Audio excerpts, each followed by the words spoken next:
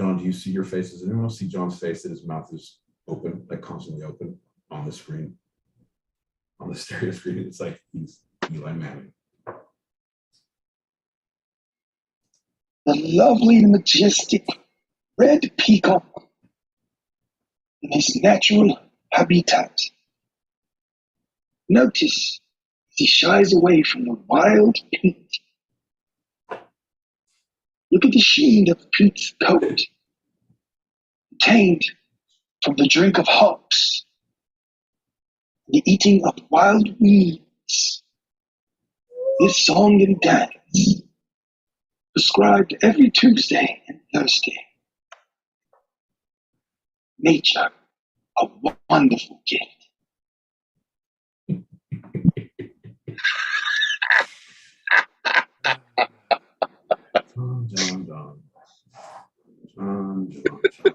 John.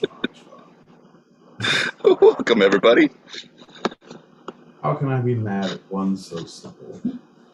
It makes my heart happy. This silly, silly, silly ginger.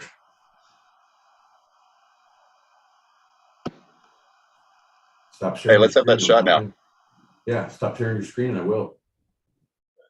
It's frozen. That's interesting. All right, well, in that case, I grew my nice beard out for this, John. Let's do a shot. Folks, if you're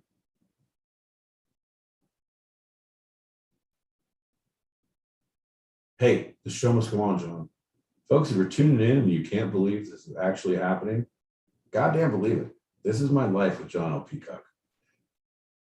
We're here every Tuesday and Thursday. On Thursdays, we're live on YouTube or whatever we're actively doing on YouTube right now.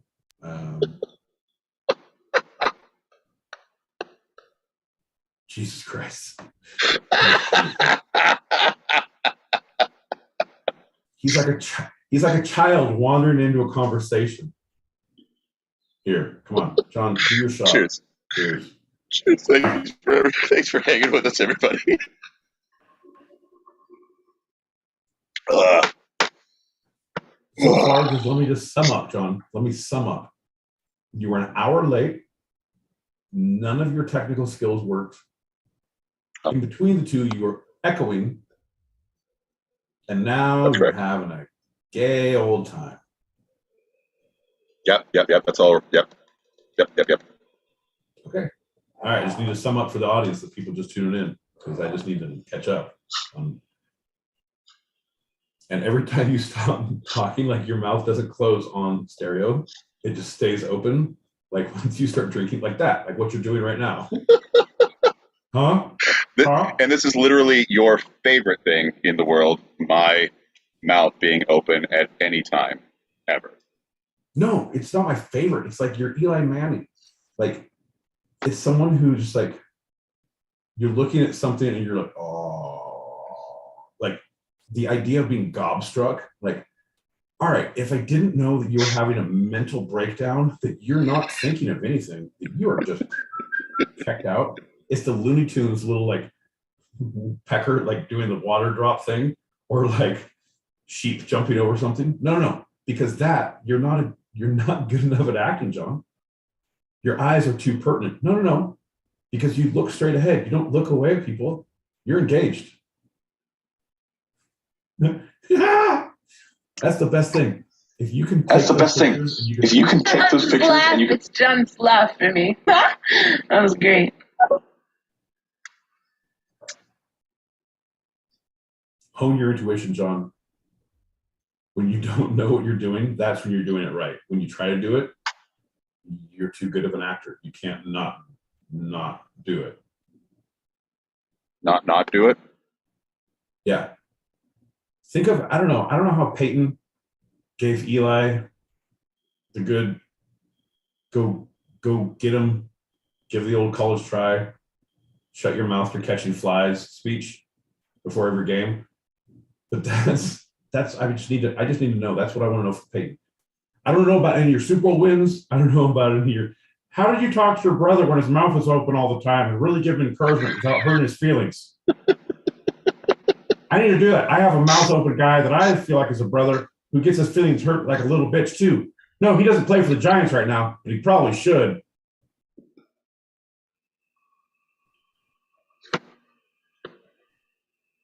Well, on that note, I think we're gonna start the show. We need to get into it. You're an hour late. Come on, man. Shit. Is that what time it is? Time change. Some motherfucker. Ready, John. Let's do it. Well, howdy.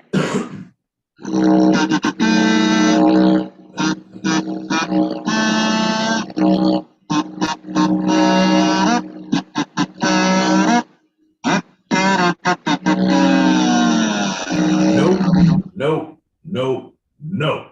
John, no. No more didgeridoo. No more do. No more kazoo. No. I'm John L. Peacock out in Brooklyn, New York. And I am the most patient man in Southern California, my boy Pete. And you're listening to Two Sided, a live recorded podcast where each week I challenge Pete with a bit of the two sides of life, the serious and the fun. And I respond in a very deadpan manner. John, everything you say is serious and not fun at all. There's a lot of you and a lot of me. You know, right and wrong, buddy. Hey, buddy. How you doing? Hey, pal. Hey. Because you said live. You keep on throwing new words in. I know you're a scripted motherfucker and you keep on throwing new live broadcast. Deadpan response.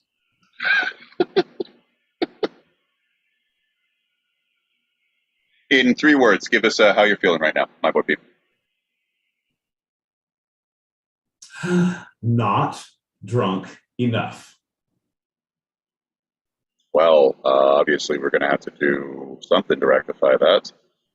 Are you already ready with your shot? Come on, John. Once you start playing didgeridoos, it's a natural inclination. It's like going to the doctor and they pull the little hammer out. I start doing the river dance around. My knees are jumping. I just see it. I see a didgeridoo. I see that gleam in your eye.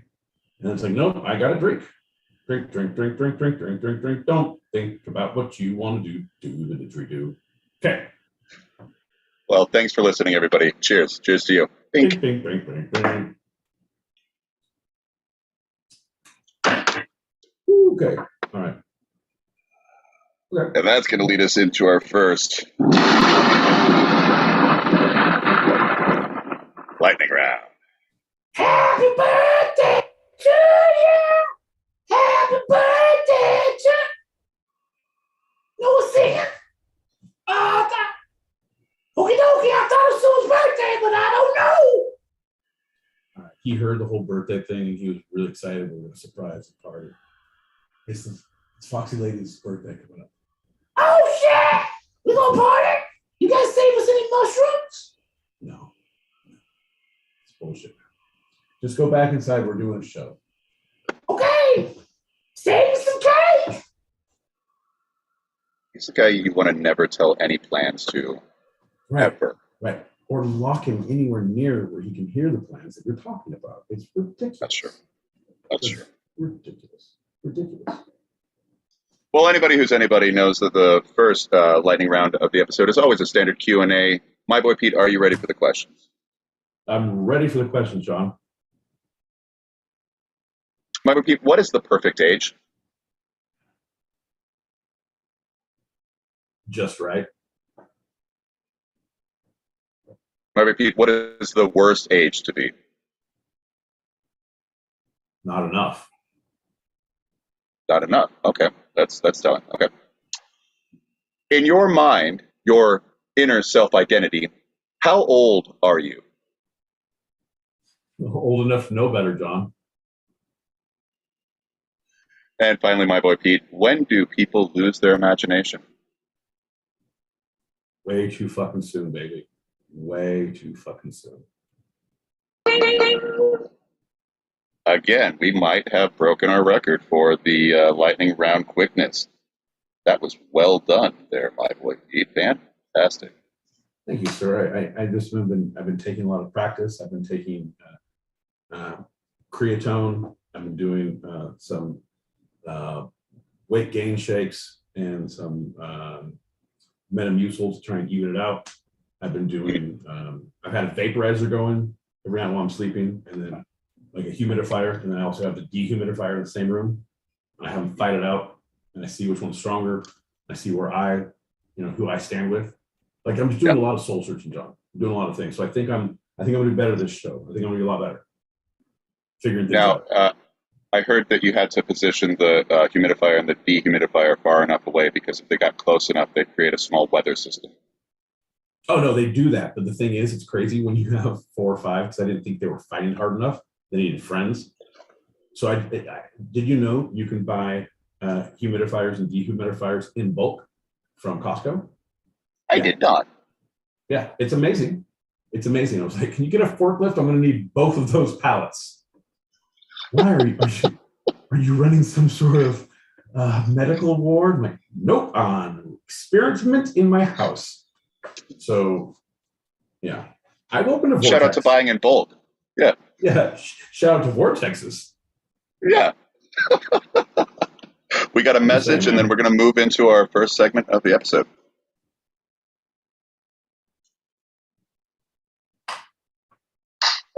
Okay, so Foxy hijacking Desert Fox's phone yet again.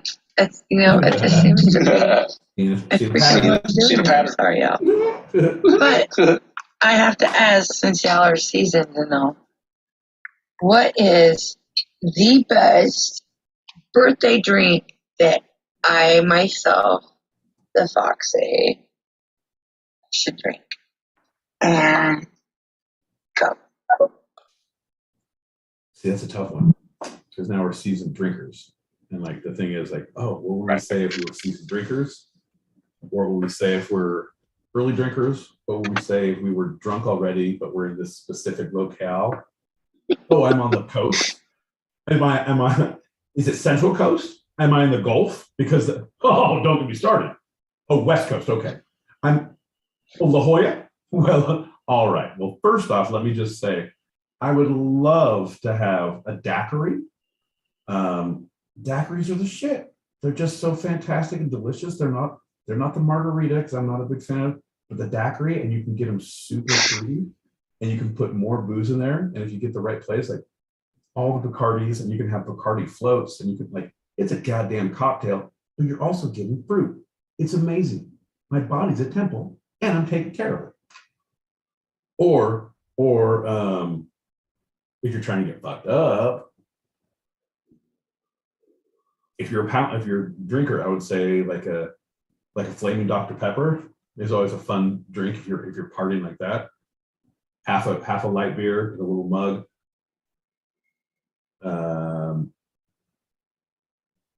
A shot of 151. Yep. And with a pour of chip. What is it, John? I just remember the 151. It's not butter. It's butterscotch. No, not butterscotch. Oh, there you go. No, schnapps. Butter schnapps. Yeah.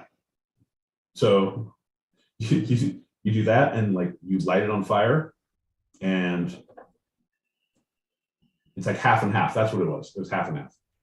But then you light it, and then like, ooh, no, it wasn't that. It wasn't butter. Fuck, it's gonna kill me. People are screaming at us right now, but hold on. I just want to say the cat is out of the bag. It is the lovely Foxy lady's birthday, because it is past midnight. So birthday girl, happy birthday! Happy birthday, girl! It is time. For those listening live, you can jump onto our YouTube channel, Two-Sided Podcast. Watch these beautiful mugs as we celebrate and ruminate and accelerate.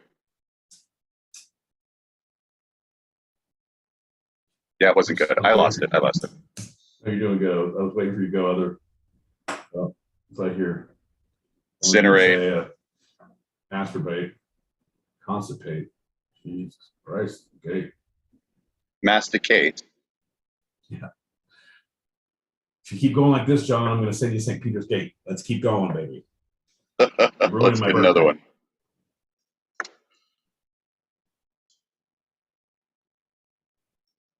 Do you know a lot of bartenders do not like to make flaming Dr. Peppers? In fact, they're not allowed to because of the fire hazard. Yep. Ironically, those are really good fucking drinks. And who would have thought that a beer and whatever the hell else they put in it would taste like a fucking Dr. Pepper, but it actually does. And it glows in the dark. It's so cool. Anywho, you can't go bad with rum. I have to agree with you, Pete. Yeah, I'm saying if you do like a creamy, like a Scooby snack, is a good shot. You always ask for a Scooby snack or like a white gummy bear. Those are good, delicious, but pretty heavy drinks. Ooh, yeah. And she asked us as experienced or seasoned drinkers.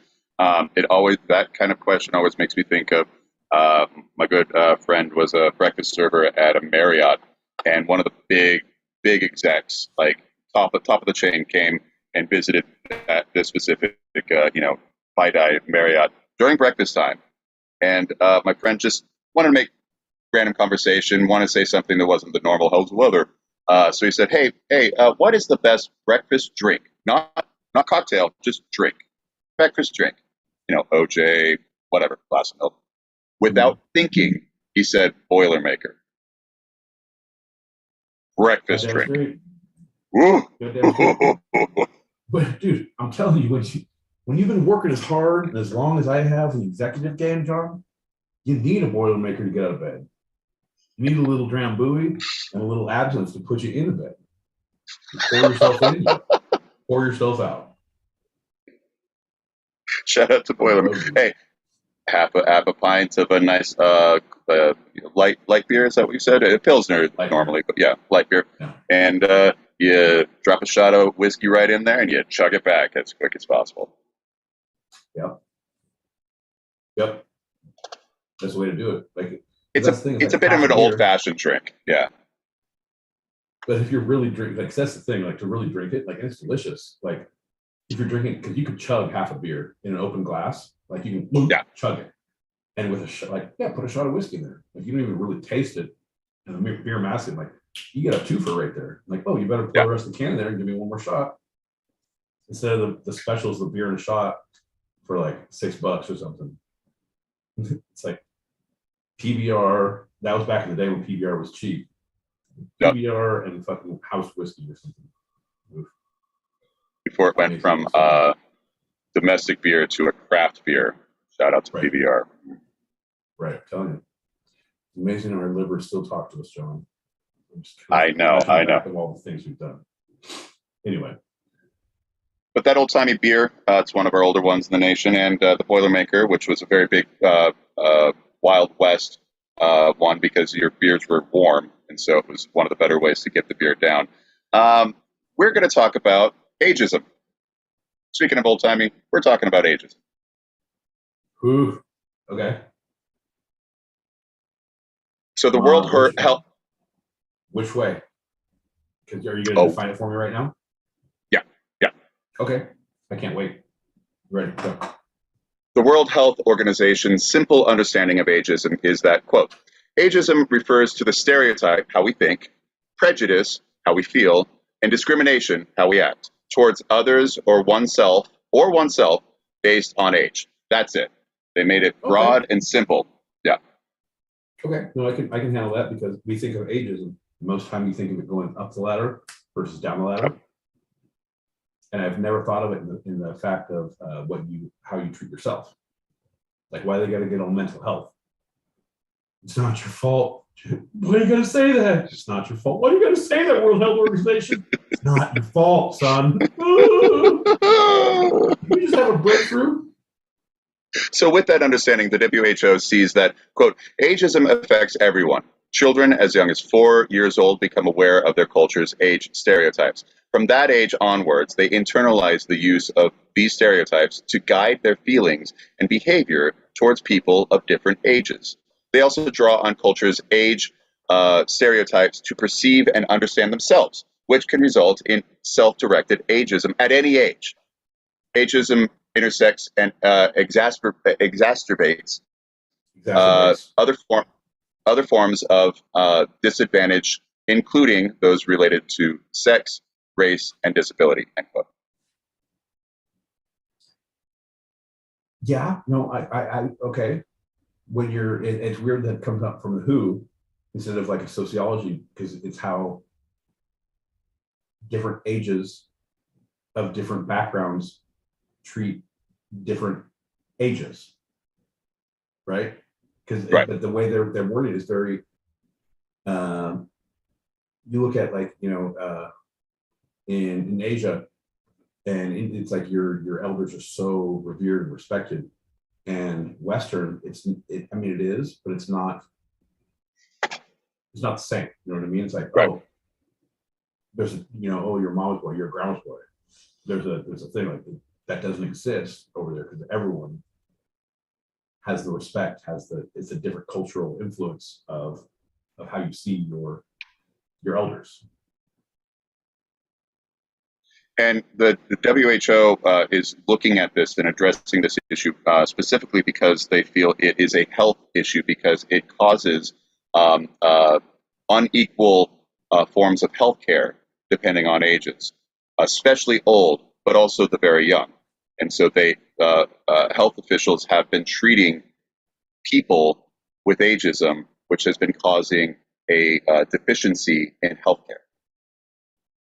Okay, say that one more time. So the medical industry has been administering healthcare with ageism as the driving factor, which has been hindering the medical care that all people should be receiving. Yes. Which can hinder right, yeah. You know what it sounds like, John? What's that? Sounds like they got some old guy who's running the medical care facility. Like, well, that's how we've done it for so long. I guess we're going to keep on doing it. It worked in the past, didn't it? Right? God damn it, John. Those old people. Am I right? Anyway, you were saying? So they compiled some stats on ageism and quote, also this is the final thing from the WHO. Half the world's population is ageist against older people, and in Europe, the only region for which data is available on all age groups, younger people report more age discrimination than other age groups. So that includes older.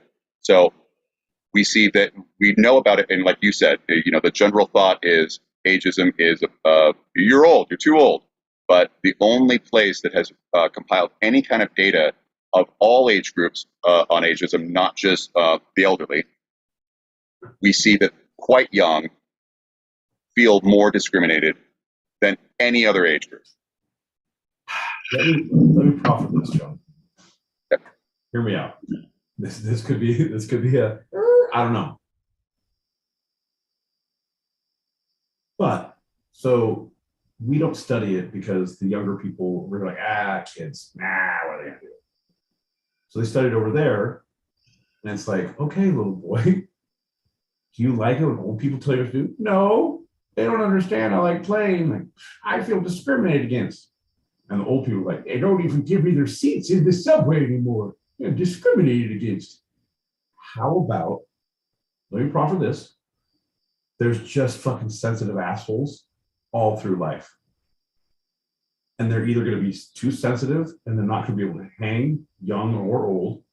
And the people who are like that are probably the assholes in the middle judging on either side. How about there's not a problem and it's all these like fucking idiots who are dealing with this? Like, it reminds me of when I walked up a hill and walked down a mountain.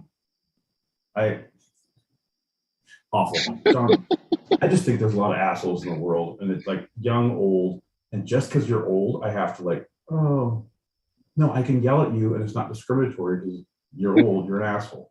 I can make you cry as a 5-year-old, not because you're young, because you're an asshole.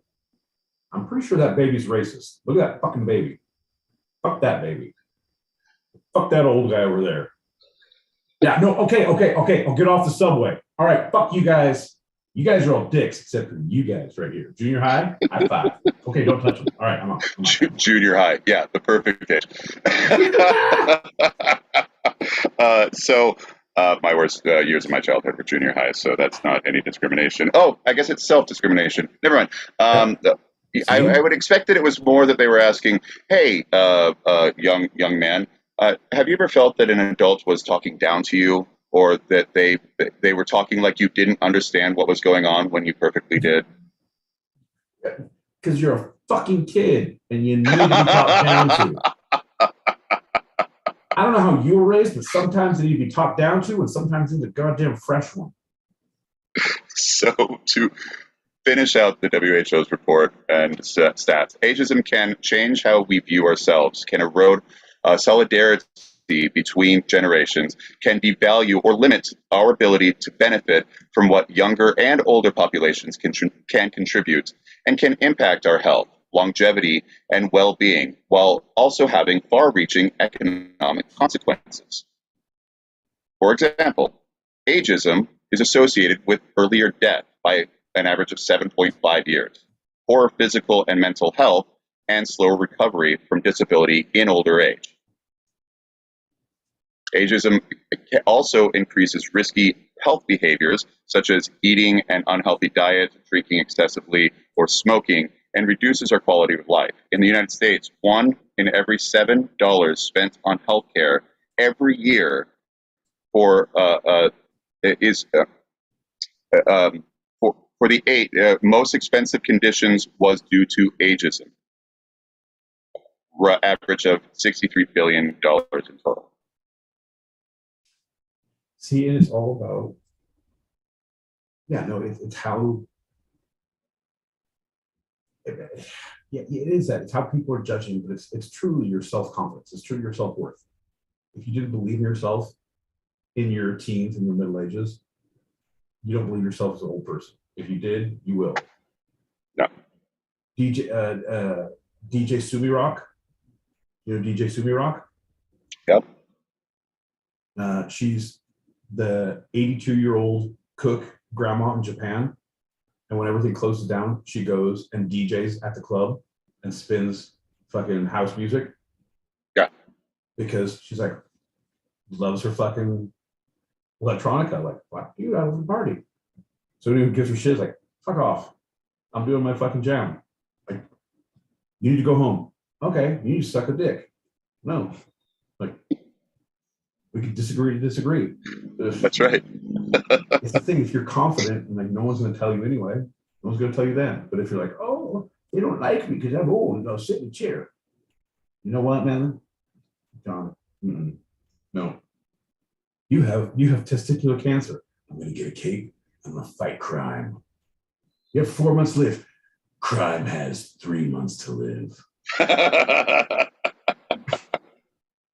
So these stats from the WHO come from a global report on ageism that was published in March of 2021. It was called the 2020 Global Report because they took a year to do it, and it was released in 2021. It was also commissioned, so others involved in it were the WHO, the Office of the High Commissioner for Human Rights, United Nations Department of Economics and Social Affairs, United Nations Population Fund, and it calls for urgent action to combat ageism and better measurements and reporting to expose ageism for what it is, an insidious scourge on society. Okay, what does that fucking mean, John? I'm with you. I'm not saying I don't agree, because 100%.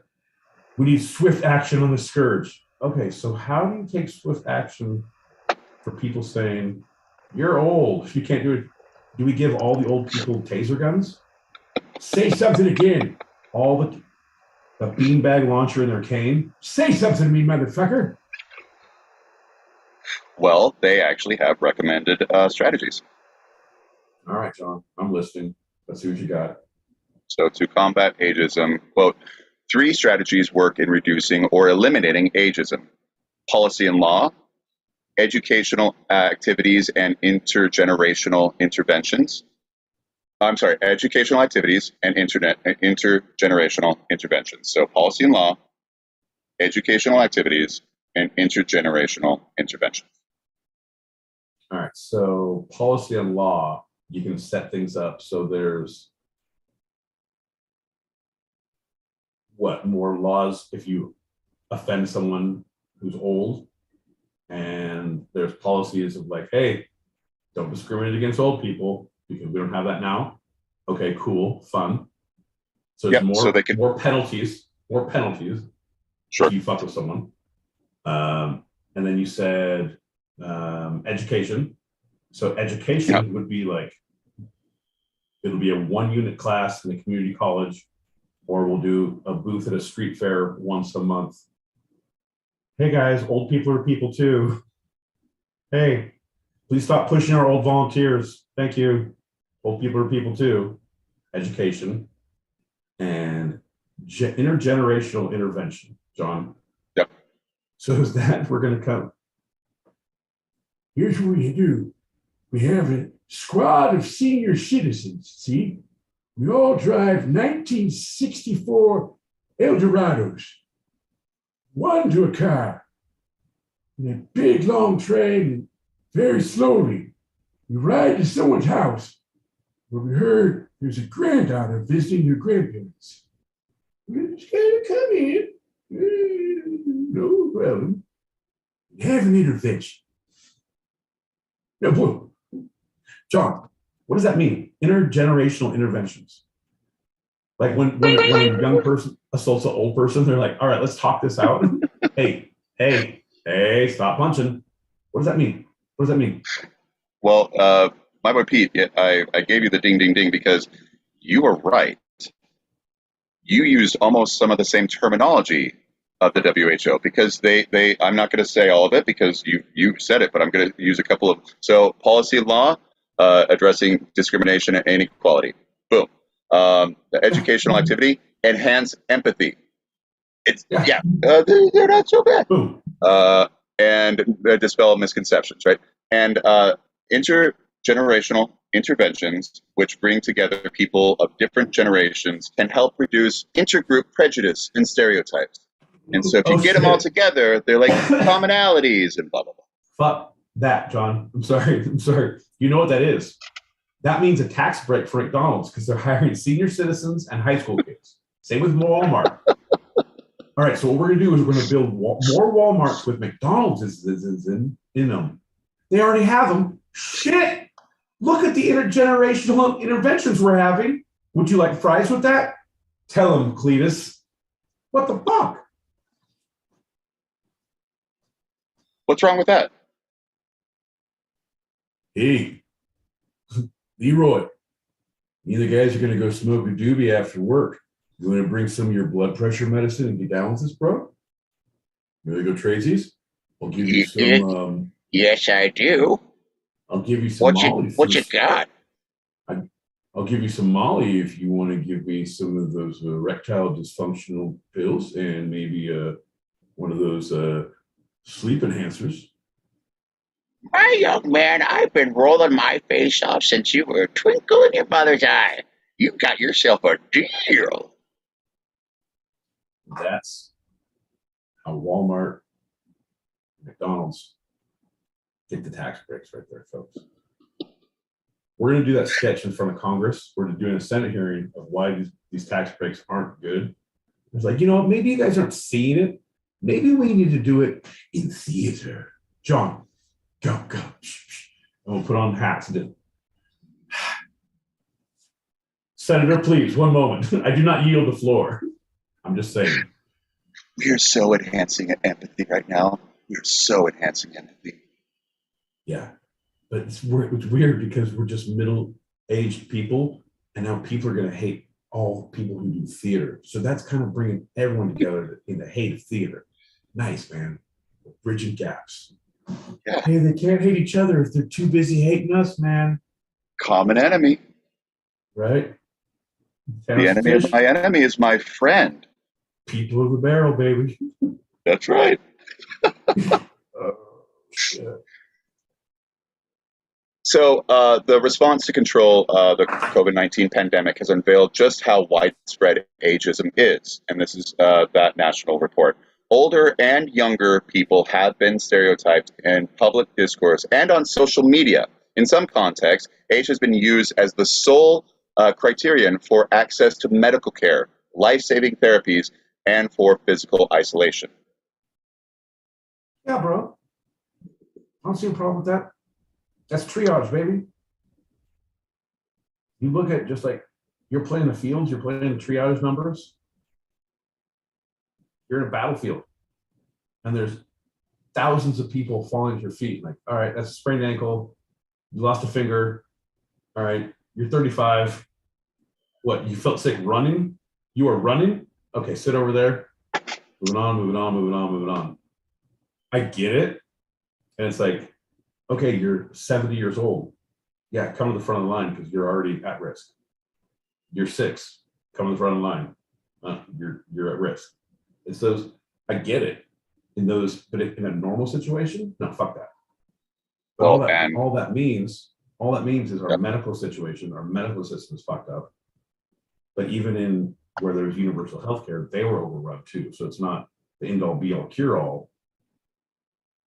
So sure, but you're thinking of triage, which totally makes sense. You're talking about the hospitals that are overrun, no beds left, no intubators left, and you got to make decisions, right? Sure, I get that. But if you think it on a wider spectrum, even with popular news, there's been a governor, at least one, who has gone away in part because of his attitude on senior care facilities during the beginning of the pandemic, right?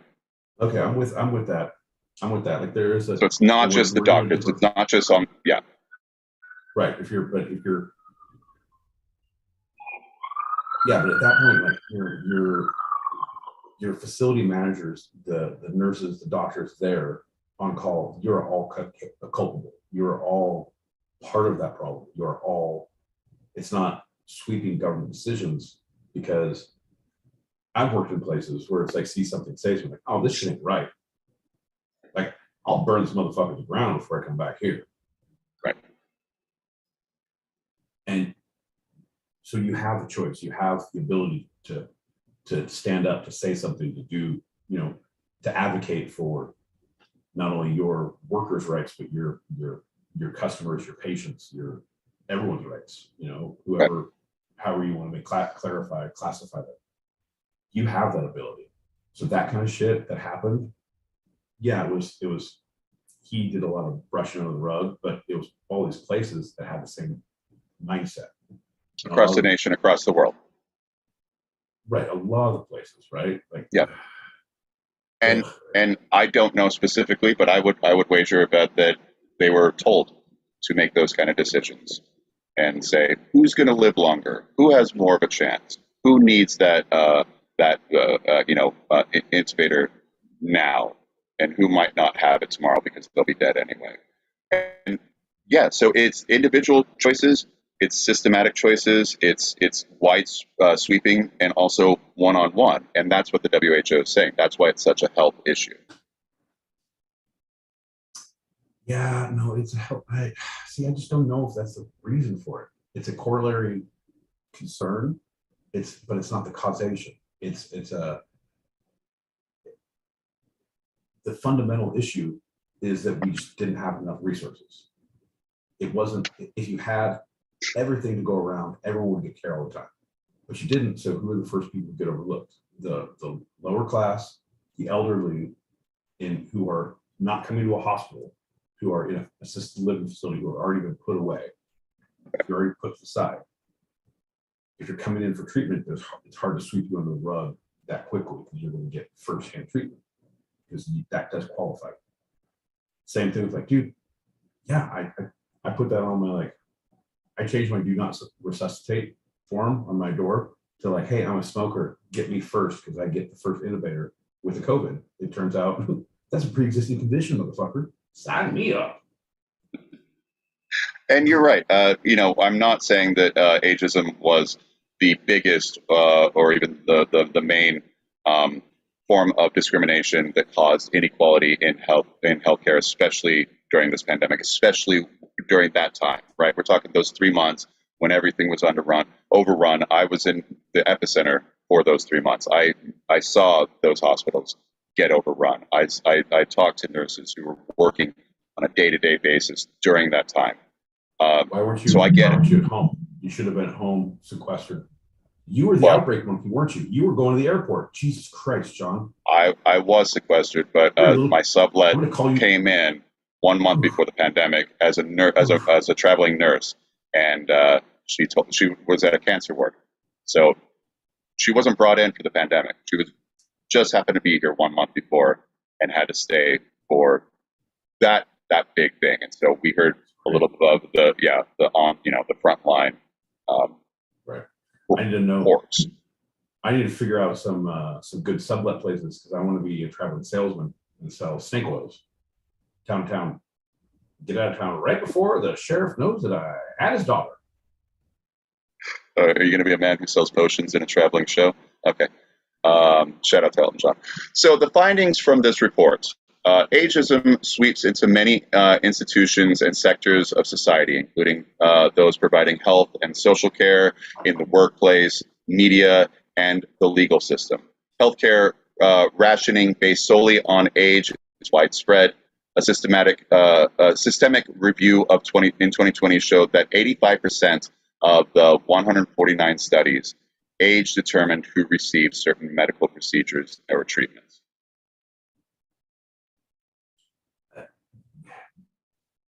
Who did the study? This is several organizations. I said commissioned by the WHO, but the UN was another big one, but it was 3 or 4 different organizations.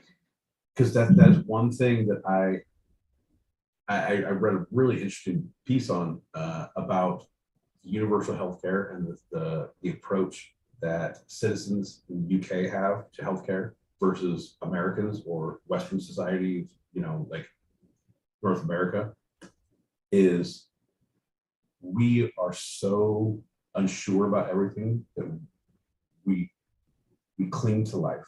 You get like, oh, here's this, you got diagnosed with, pancreatic cancer. All right, here's your year. Like, I'll try anything. I'll pay any amount of money.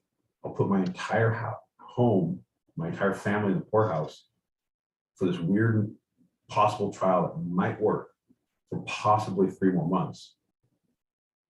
They have the same diagnosis in Europe. They're like, you have a year, like, okie dokie, thank you. I'm going on vacation. It's like, there's no need. It's like, it's the idea of the greater good that people don't need that here. It's not like a fatalism. It's not like an idea that you're wishing for something that you're welcoming at the end, but it's just life is a cycle, and I'll do what I can. Yeah, I'll do all the approved treatments and the things, but I'm not gonna fly to Panama to do some weird experimental beach treatment to maybe do this, to mortgage my house, maybe by myself. What? But what? I'm like, no. How about we just go on a normal vacation, have a great time, have great memories. You guys can live in the house. It'll be great. I get that. I haven't read that, but to offer a continuation of that thought, there was an article about, it was a theatrical article, of a woman who was on tour and was in Iceland, a sit down in Iceland. She felt a lump on her breast and was terrified of it. She's like, I don't have healthcare out here. I don't know what to do. And she spoke with one of the liaisons, the person who at the venue who is native, and they said, "Oh no, you just go to the doctor." It's like, I don't know, I don't have a doctor out here. I don't even have anything. I can't pay for it. They're like, you don't need to pay. Just go. You don't need an appointment. Just go. She was seen that day, had an exam that day, and she was like, the doctor said, okay, well, I'm going to write you, here you go, to get the MRI and everything. And hold on, I just need to check because you are not Icelandic. They came back. I'm sorry, you will have to pay as a foreigner. You will have to pay the equivalent of $5, and they can see you tomorrow.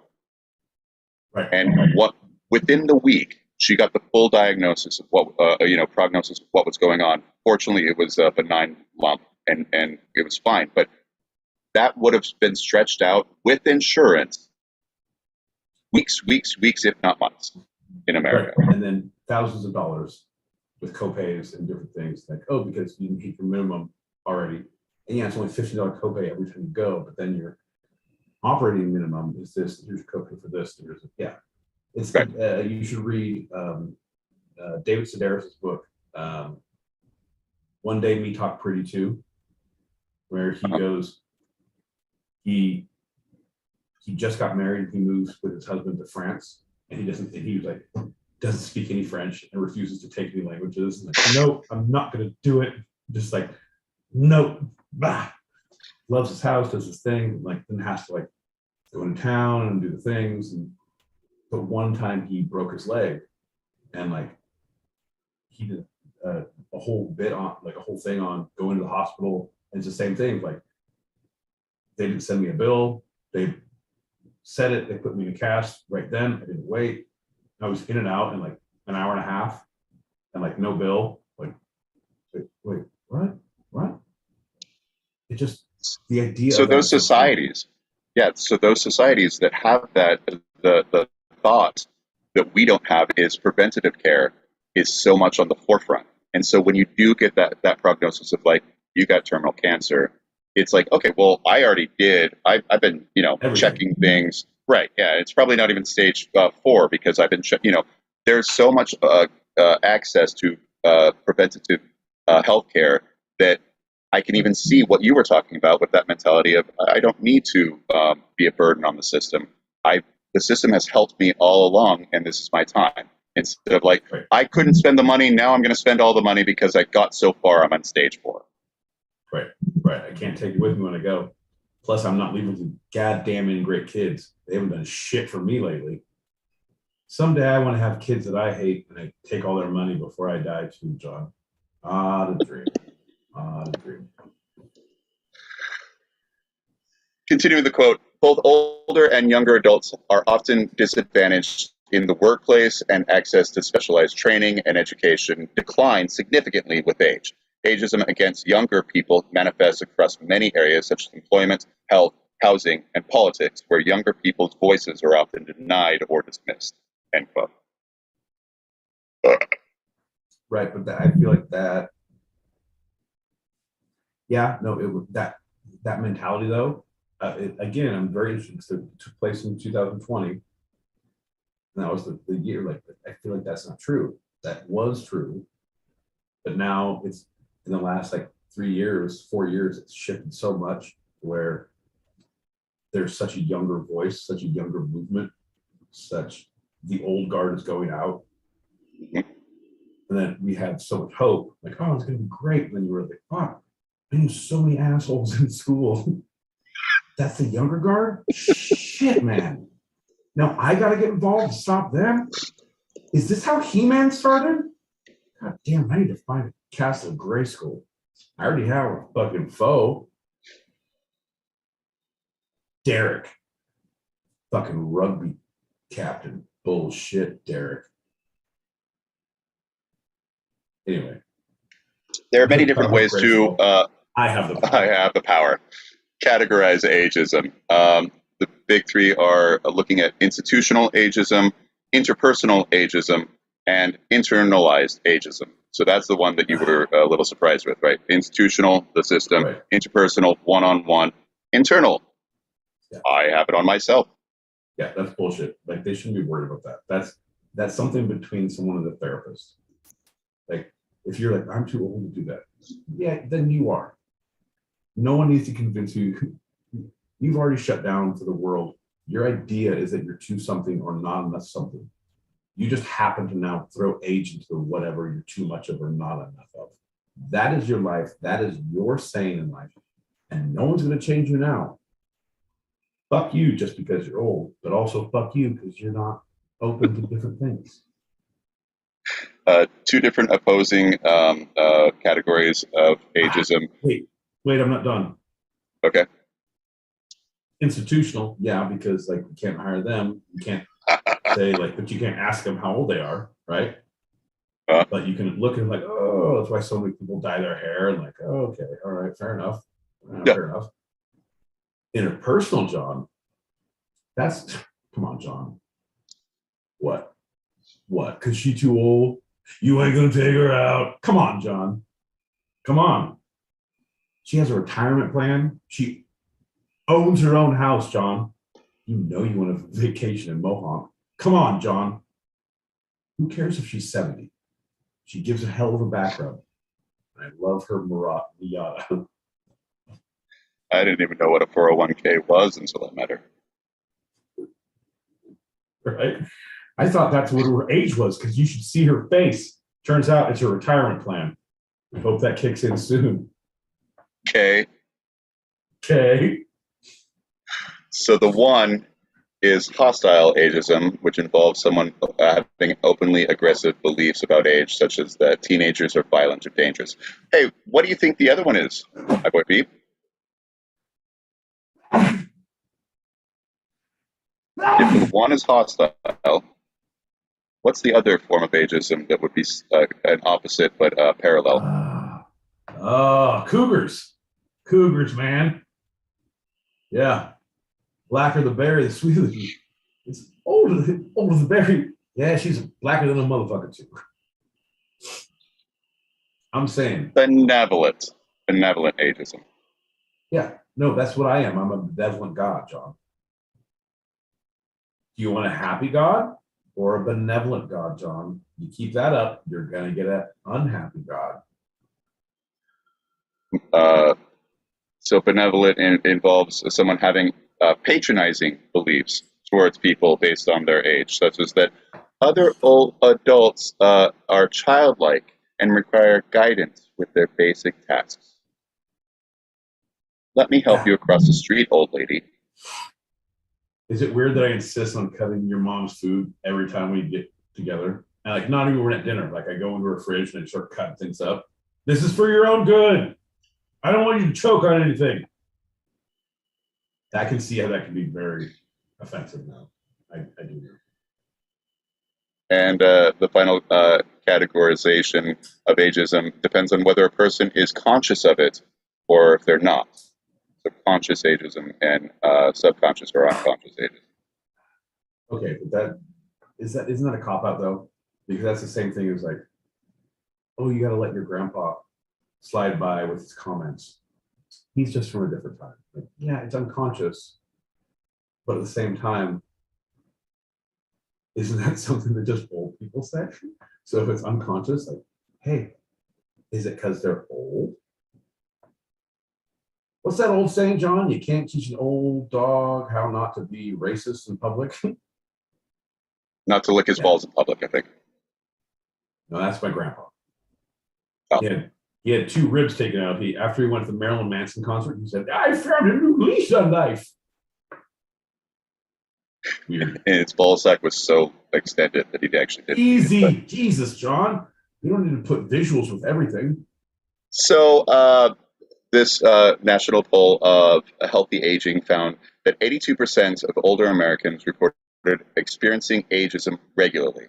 The survey found that 65% experience ageism, ageist messages from the media, 45% experience interpersonal ageism, and 36% had that internalized ageism against themselves. Oh my God. John, I realize it's a thing, right? I do. I'm not saying it's not. But Jesus Christ, man.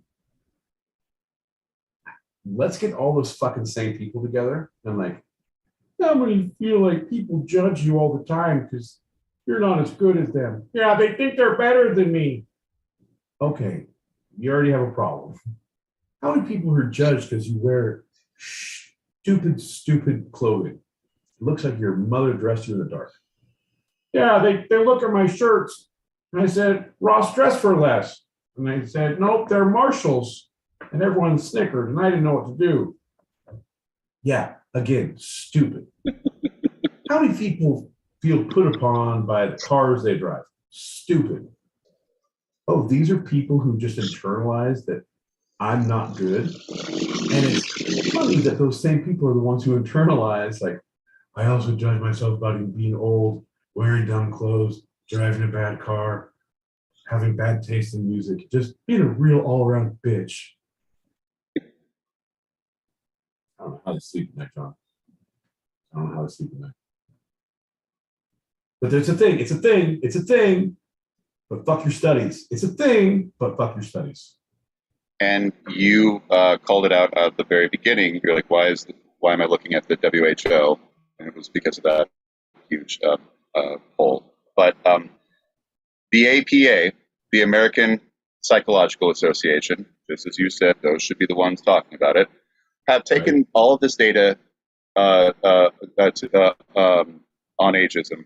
And after the report was available and interpreted, the APA put out the following recommendations for combating ageism. It's very long. I'm just going to read the first paragraph and then one other quick one. Psychologists. 17 pages. Here, I'll put on the psychologist. No, don't put the voice on. Nope. Psychologists don't do need to report on ageism the same way they do when a person is discriminated against because of race or disability. A psychologist says Jacqueline Goodchild's a psychology professor at the University of California, LA. And that's it. So that's their main focus. Like we need to treat this as any other ism. They say the APA has been against all the other isms. Why would we be against ageism? Right, but truly on that. So again, so it's not truly age. Do you look your age, or it's because it's a visual thing? Sure. Jackie Chan is almost 70 years old. He just did a fucking action movie. Yeah. Like my dad is like 70 and he can't walk correctly without whatever. Anyway. You called it out. You totally called it out. That's why people dye their hair. That's why people get plastic surgery. That's why people try to look younger than they are. It's exactly what you said. Silly bitches, man. You got to be comfortable in your own skin. And I highly recommend, John, the best theater exercise I ever had in my life. Stand naked in front of a full-length mirror for half an hour and do that until you are comfortable. And it's weird. It's funny. Then you got to put black socks on and touch yourself. And then once you're done with that, then you get comfortable. And then you're okay. Like, I ain't too pretty. I ain't too proud. I'm here to play, baby. I'm okay. I'm actively okay with anything that happens. It's the people who are trying to hide everything in their life. They're like, I'm old. My boob's sag. You like this side boob? Internalized. It's bullshit, man. It's the thing. Yeah. If I had a hammer, I'd hammer out internalized ageism. I'd hammer in the morning. I'd hammer all day. I'd hammer it in the WHO. I'd hammer those sociologists. Brothers, sisters, oh, I get hammered all over this land. It's a new folk song. If you have Cosmo saying that early 20s and super thin and kind of alien looking is the perfect body, and you have TV shows saying, oh, look at the old people, aren't they silly? Like Seinfeld with the parents, right? Right. And then this is just embedded in our culture. Right. You have to stop that. And you have to listen to Sir Mix-a-Lot when he says, I like big butts and I cannot lie. Right. There's another precedent out there. It's not, there are views everywhere and they all are valid. Man, if it fucking makes you hum, like it makes you hum, don't worry about it. And if you're not humming for the majority of the cosmos or whatever, you're humming for Mix-a-Lot. You're humming for me. I'm humming for people. Look at this. Look at me, John. Shit. If Come on. If I'm confident, fuck, man, you can be confident too. Look at him. He's a big dumb animal. He's confident as a motherfucker. So yeah, that's what I got. That's good. Yeah. As you very quickly understood, but weren't. It's not on the forefront of our thoughts. It's so widespread. It's so interpersonal. We 1 out of every 2 people in the world have ageism of some sort, small, big, they think in they between. do. They think they do.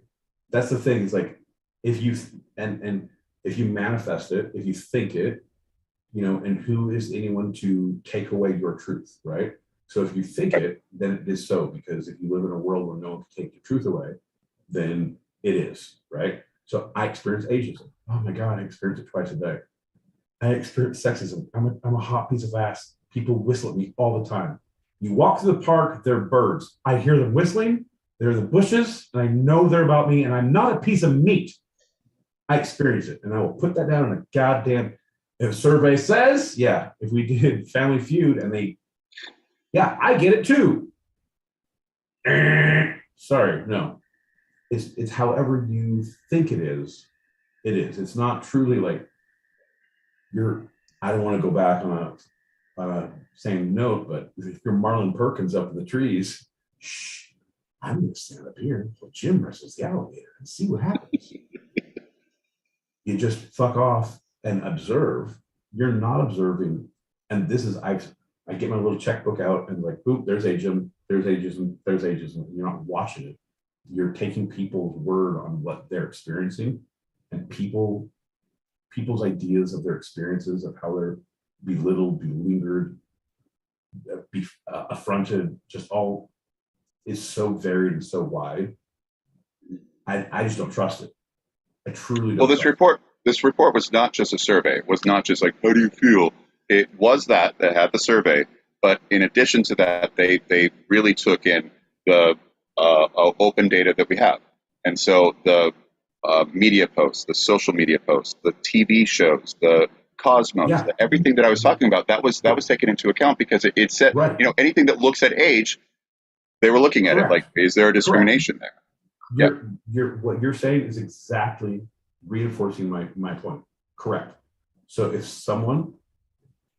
if my mom, who loves to fucking post on internets about things that are her view of things, and they scope and track that information, by all means, that happened. It did. Did it? Did it really? But in your mind, it did. So therefore, it did. And so therefore, the study did. And we're pulling people's internet posts, and we're pulling people's things. So all of these things are really. What about the TV shows? What about the magazines? What about the things that are not by individual peoples, but by news anchors, by medical scholars being interviewed, et cetera, et cetera? Right, but then you look at what is your litmus test on what ageism is? How do you define that? What is a TV show that is ageist? Right. Because if it makes fun of an old person, or is the old person a hero who is just like any sitcom, where if they're self-deprecating, that's what a hero does in a sitcom. So, but they're old, so therefore it falls into category. Like, whoa, hold up. So you're saying Little Miss Sunshine, would that be bad? Because here's an old guy. Like, whoa, he does this, it's bad. And he's no one taking, okay, but isn't he kind of a hero? Well, they didn't really look at him from his age. Like, what about Hopkins? No, they did.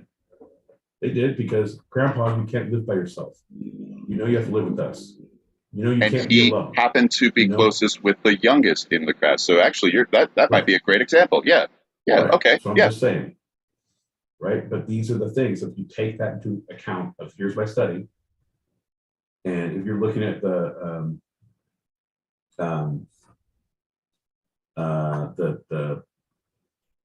Brocknell test, the flat shit. Any movie or TV show that has 2 female characters with names that have a scene that do not discuss a man. Allison Bechtel. Yeah. It's like the Bechdel test. Okay, so is there what is the litmus test for, is this a negative thing about ageist for a TV show? Because is it just someone's like, oh, you made a joke about an old person? Is it because the old person is grumpy? So grumpy old men, is that ageist? Like, where is their line, right? Right. And so I would assume that the litmus test for the organizations like the WHO are a little bit more stringent and more science-based than people like you and myself. Science-based. Okay, again, what is it? Where do they say it? Like, if you're looking at, think of yourself as a you're the TV censor. It's like, okay, you can't say fuck. That's right on the line. All right, I'll give you one shit and you can make an asshole reference. But we will bleep no out the whole. Right. And it's like, okay, so where's the line? Someone set a line, and a scientific line. So if you're talking about this movie, the study, where's the line? You don't know the line. How can I take these studies like, oh, but because the magazines and the TVs do it. Like, yeah, but how do you know they do it? We know, but is that prevalent? Sure. And that's where we are in today's world. The post-fact world. Sure. Can I fucking not watch Punky Brewster anymore? Because it has an old man with eyebrows who adopts a young girl. God damn, John, Soleil Fry will live in our hearts and our dreams forever. I'm gonna trust the science on this one. Okay. Yeah, I did my own research. Let's get these messages. Thank God. You gotta hurry up. What about some caribou, that 151 rum, pineapple juice, some Malibu, caribou, get them all now. Shout out Tech 9. Yeah. See, she knows Tech 9.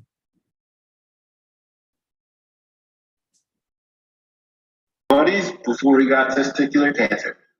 It's not what I am underneath, but what I do that defines me. And after he had to get rid of his balls, hey, Herman, want to help me solve a case? I could really use your help. Oh, shit. I'm telling you, every time I think of that, I think of these fucking. Immediately. That was before. This is now. I'm not now latest. I left my foot in that fire.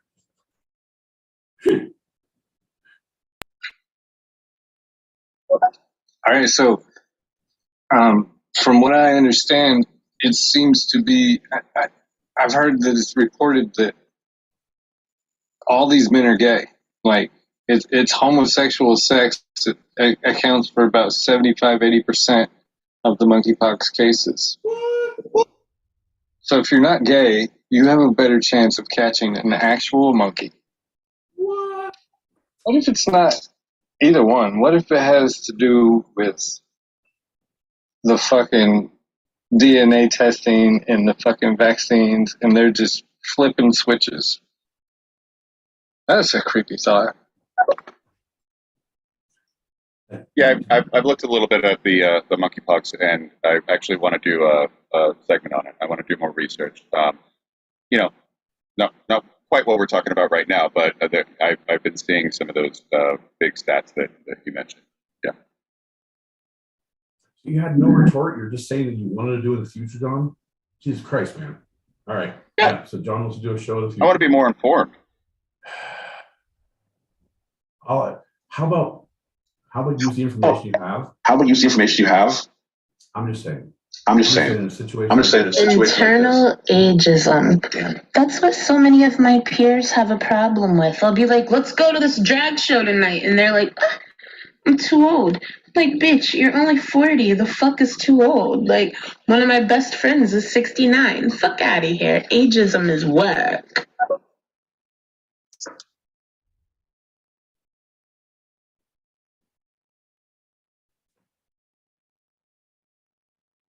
Go ahead, John.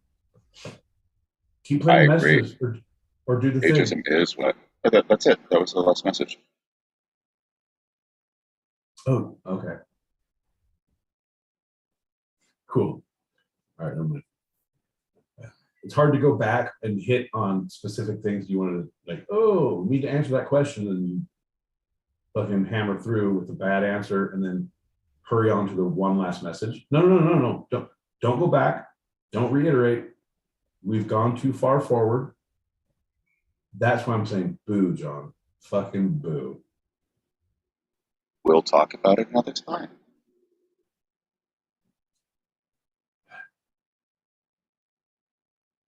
No, I'll talk to you about your research instead of addressing the question that was posed. That is what my issue with you is. Go on, John. Let's fucking push forward. Well, if we're going to push forward, we're pushing right into the next lightning round. Trash can round. Sounds like someone's kicking a trash can. This lightning round is one of your favorites and mine, and it's actually the first alternate lightning round segment we've ever had, which is Bizarro My Boy Pete. That's right. I'll be asking Bizarro My Boy Pete some questions, and Bizarro My Boy Pete will be answering. Bizarro My Boy Pete, are you ready for the questions? Yes, I am. And I'd like to do a shot right after we start. Bing, bing, bing. Bing, bing, Cheers, bing. motherfucker. Thanks for listening. We are live here on YouTube. If you like what you're hearing, because I don't, tell someone, but like maybe a psychologist, a doctor, find an old person in your neighborhood. Let them know, because we need to share this gospel with all walks of life. Folks, here's to you. Cheers. Cheers.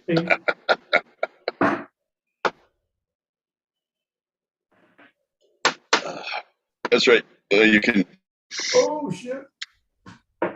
follow our YouTube channel, Two Sided Podcast. Also, we're on Instagram and Twitter at Two Sided Pod, TWO Sided Pod.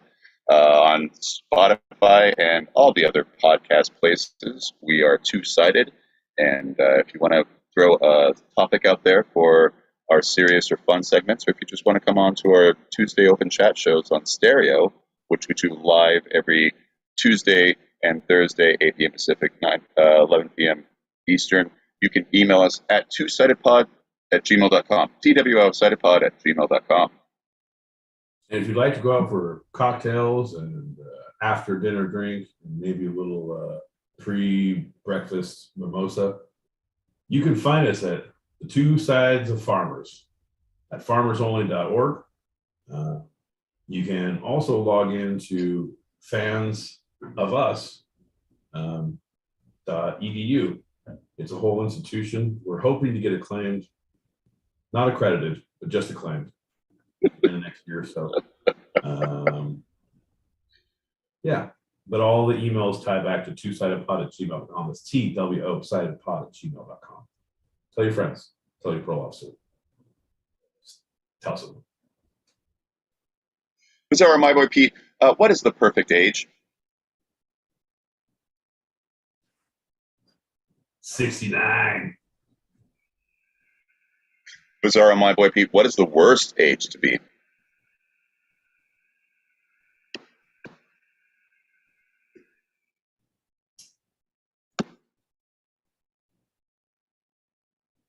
Too young to vote. My boy, Bizarro My Boy Pete, in your mind, in your inner self-identity, how old are you?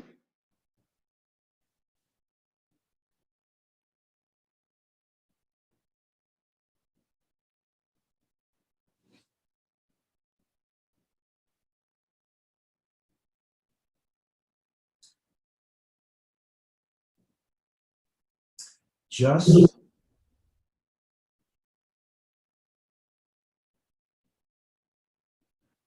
old enough to be dangerous. Okay. I guess it was worth the thought. Wow. And finally, Bizarro My Boy Pete, when do people lose their imagination? Oh, when you go through the veil of unconsciousness and you're born as a spirit baby in the Mormon world, you were stripped of all imagination. You'll learn that when you go on your mission.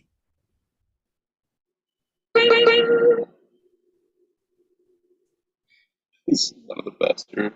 Bizarro lightning rounds. We're doing so good. You're doing really good, Bizarro My Way Pete. Well, I had to have a long pregnant pause. It was so pregnant it was going to be triplets if I kept on going because we were going so fast.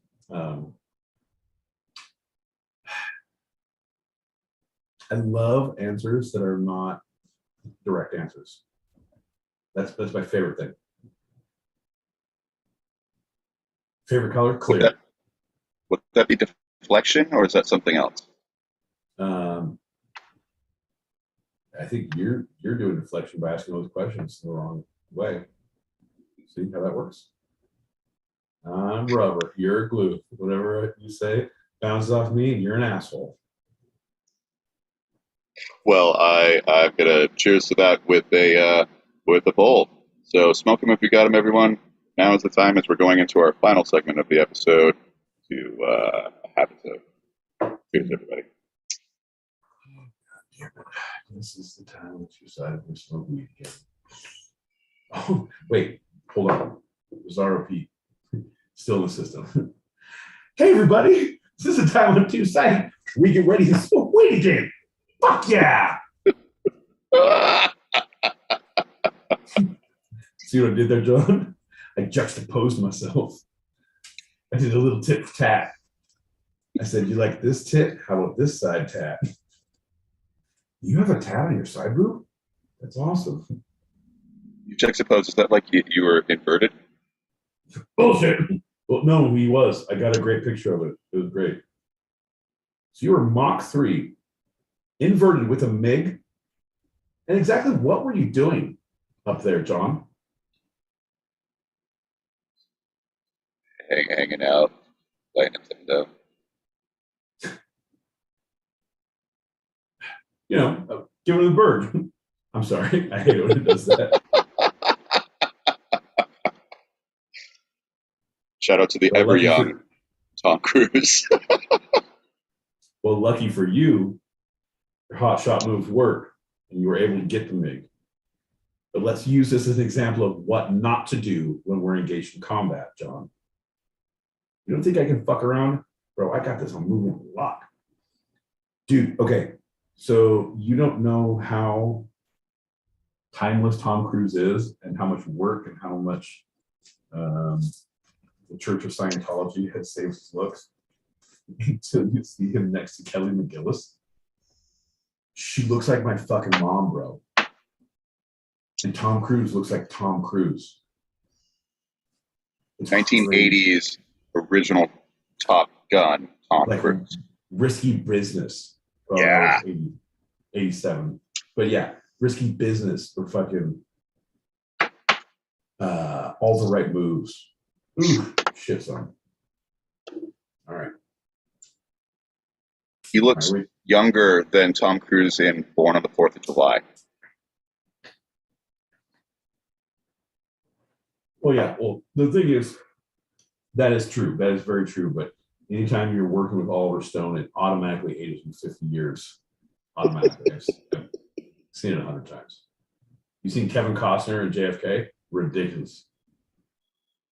Hey, Kevin, where'd your career go? Back and to the left, back and to the left, back and to the left.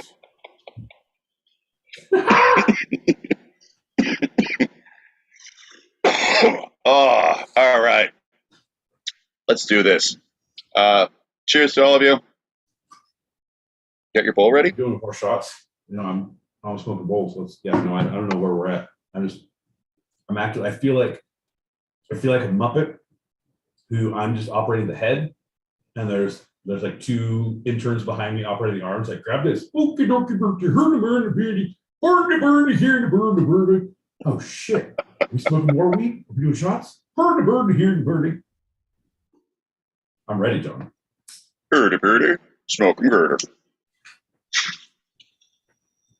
Thanks for listening, everybody, as we're going into our final segment of the episode, which is imagination.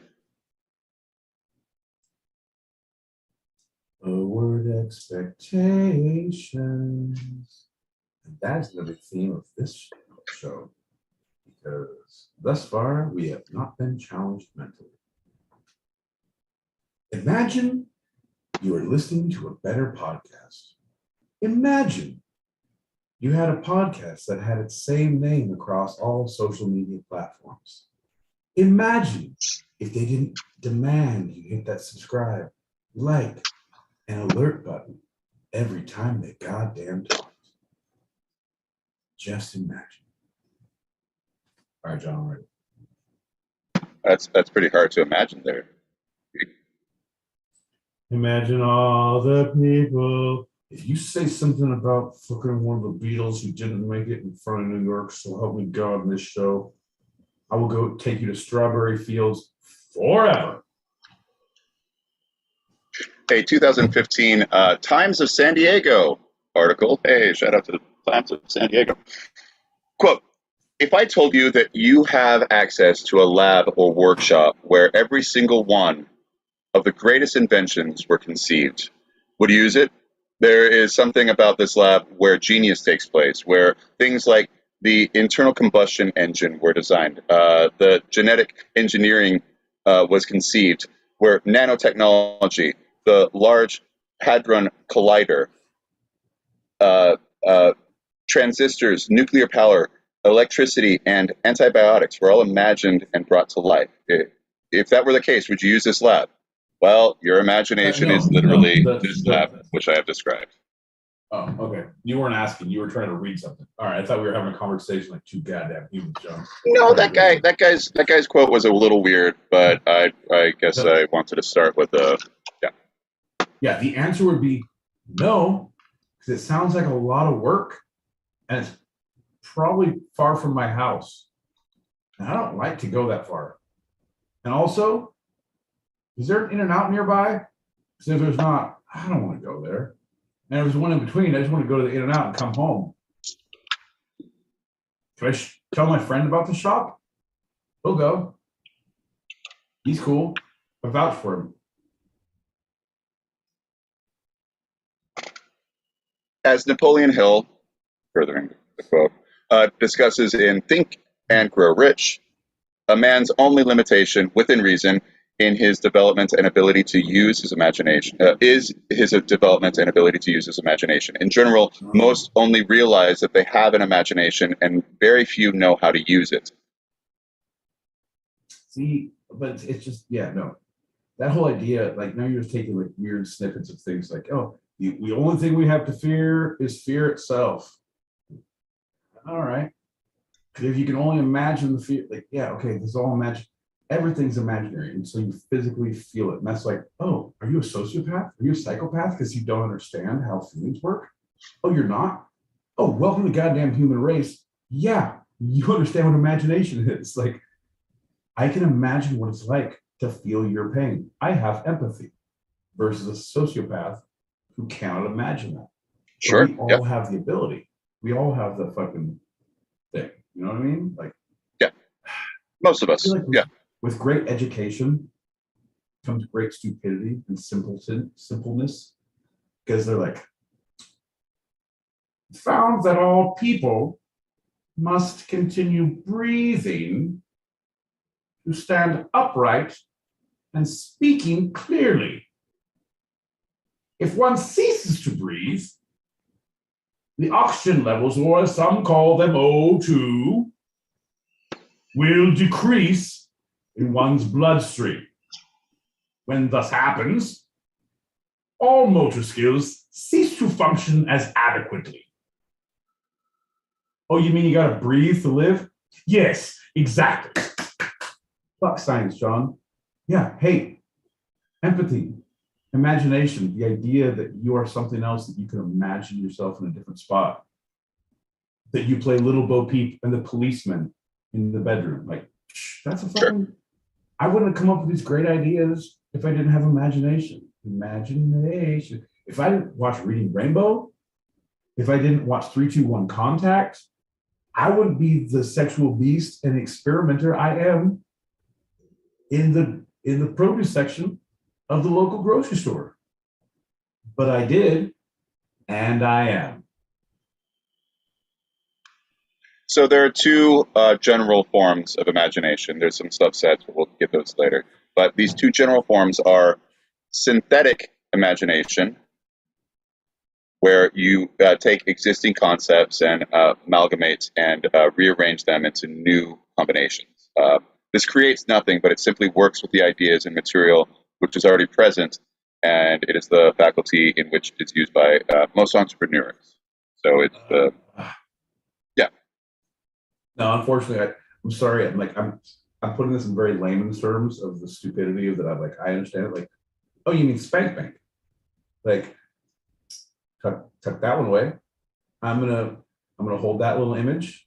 I'm gonna put it into this other image that I have saved in the little bank, and I'm putting them in a different context. I'm gonna think about that later when I need to. So I like this room, I like that person, and I like this music. And that's all going in my head. Yeah. Have you felt this rug? That's coming with me. You're in here, buddy. Yeah, you're doing a synthetic amalgamation of all the things that you have experienced that you know, and you're putting it together for a different reason, a different purpose. Oh, yeah. Hello. That's called, in layman's terms, that's called a spank bank. I don't know how to make it pretty, but when you use good for evil, yes, synthetic. The second is creative imagination, where it is where the finite mind of man has a direct communication with the infinite intelligence. It's where we tune in or communicate with the subconscious mind or the infinite source, if you want to call it that. This creative faculty becomes more polished as you develop and use it. And the great leaders of business, science, physics, finance, music, art, and literature become geniuses because they have learned how to develop and harness the faculty of creative imagination. So the term of creative imagination, it's the way, again, layman's terms of thinking outside the box. Here's how we all know this. Kind of. Our ideas, no one's ever thought this way. This is a yes. This thinking outside the box, I would say, is almost a synthetic thing because you have the pieces and you're looking at them a different way. That would be thinking outside the box. Creative is like something new. Right. John, it's like, what if I get a bunch of investors together and we make a physical brick and mortar spank bank, right? Where we keep all, no, see, that's synthetic. Still synthetic. I know investors. Yep. I know that, John, I'm gonna figure one out. I'm gonna stump you. By the end of this, I'm gonna be like Bono of the question asking world. I'll be a genius thinking about music in a different way. I said, should he or should he not get an award, maybe a Nobel of some sort? Like, I can't even think about that. All of my synthetic imagination's filled up, and that doesn't fit into where I'm going with my journey. Right. Okay. Well, I'm glad that you're pressing forward with this quest, because like any other muscle or organ, your creative and synthetic imaginations become stronger with use. Yes. So yes, keep going, bro. Keep going. 100%. The whole thing is like, if you're trying, it's like when you're locked in solitary and you just turn your bed up on the side and you're just doing pull-ups. You're only like, I got nothing else but pull-ups and push-ups. I got nothing else. I got nothing but time. Like, oh, you're exercising that muscle. And then when you're in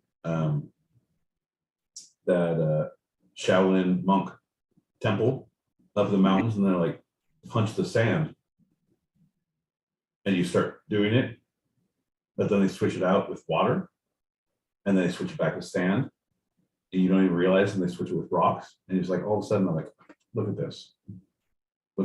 You just don't even know. Yep. Right? Yeah, it's like Andy Dufresne in The Hole for so long, and he's like, I brought Mozart, I brought Chopin, I brought Bach in there with me. You're like, oh, they let you use that record player? He's like, no, all up here. Right.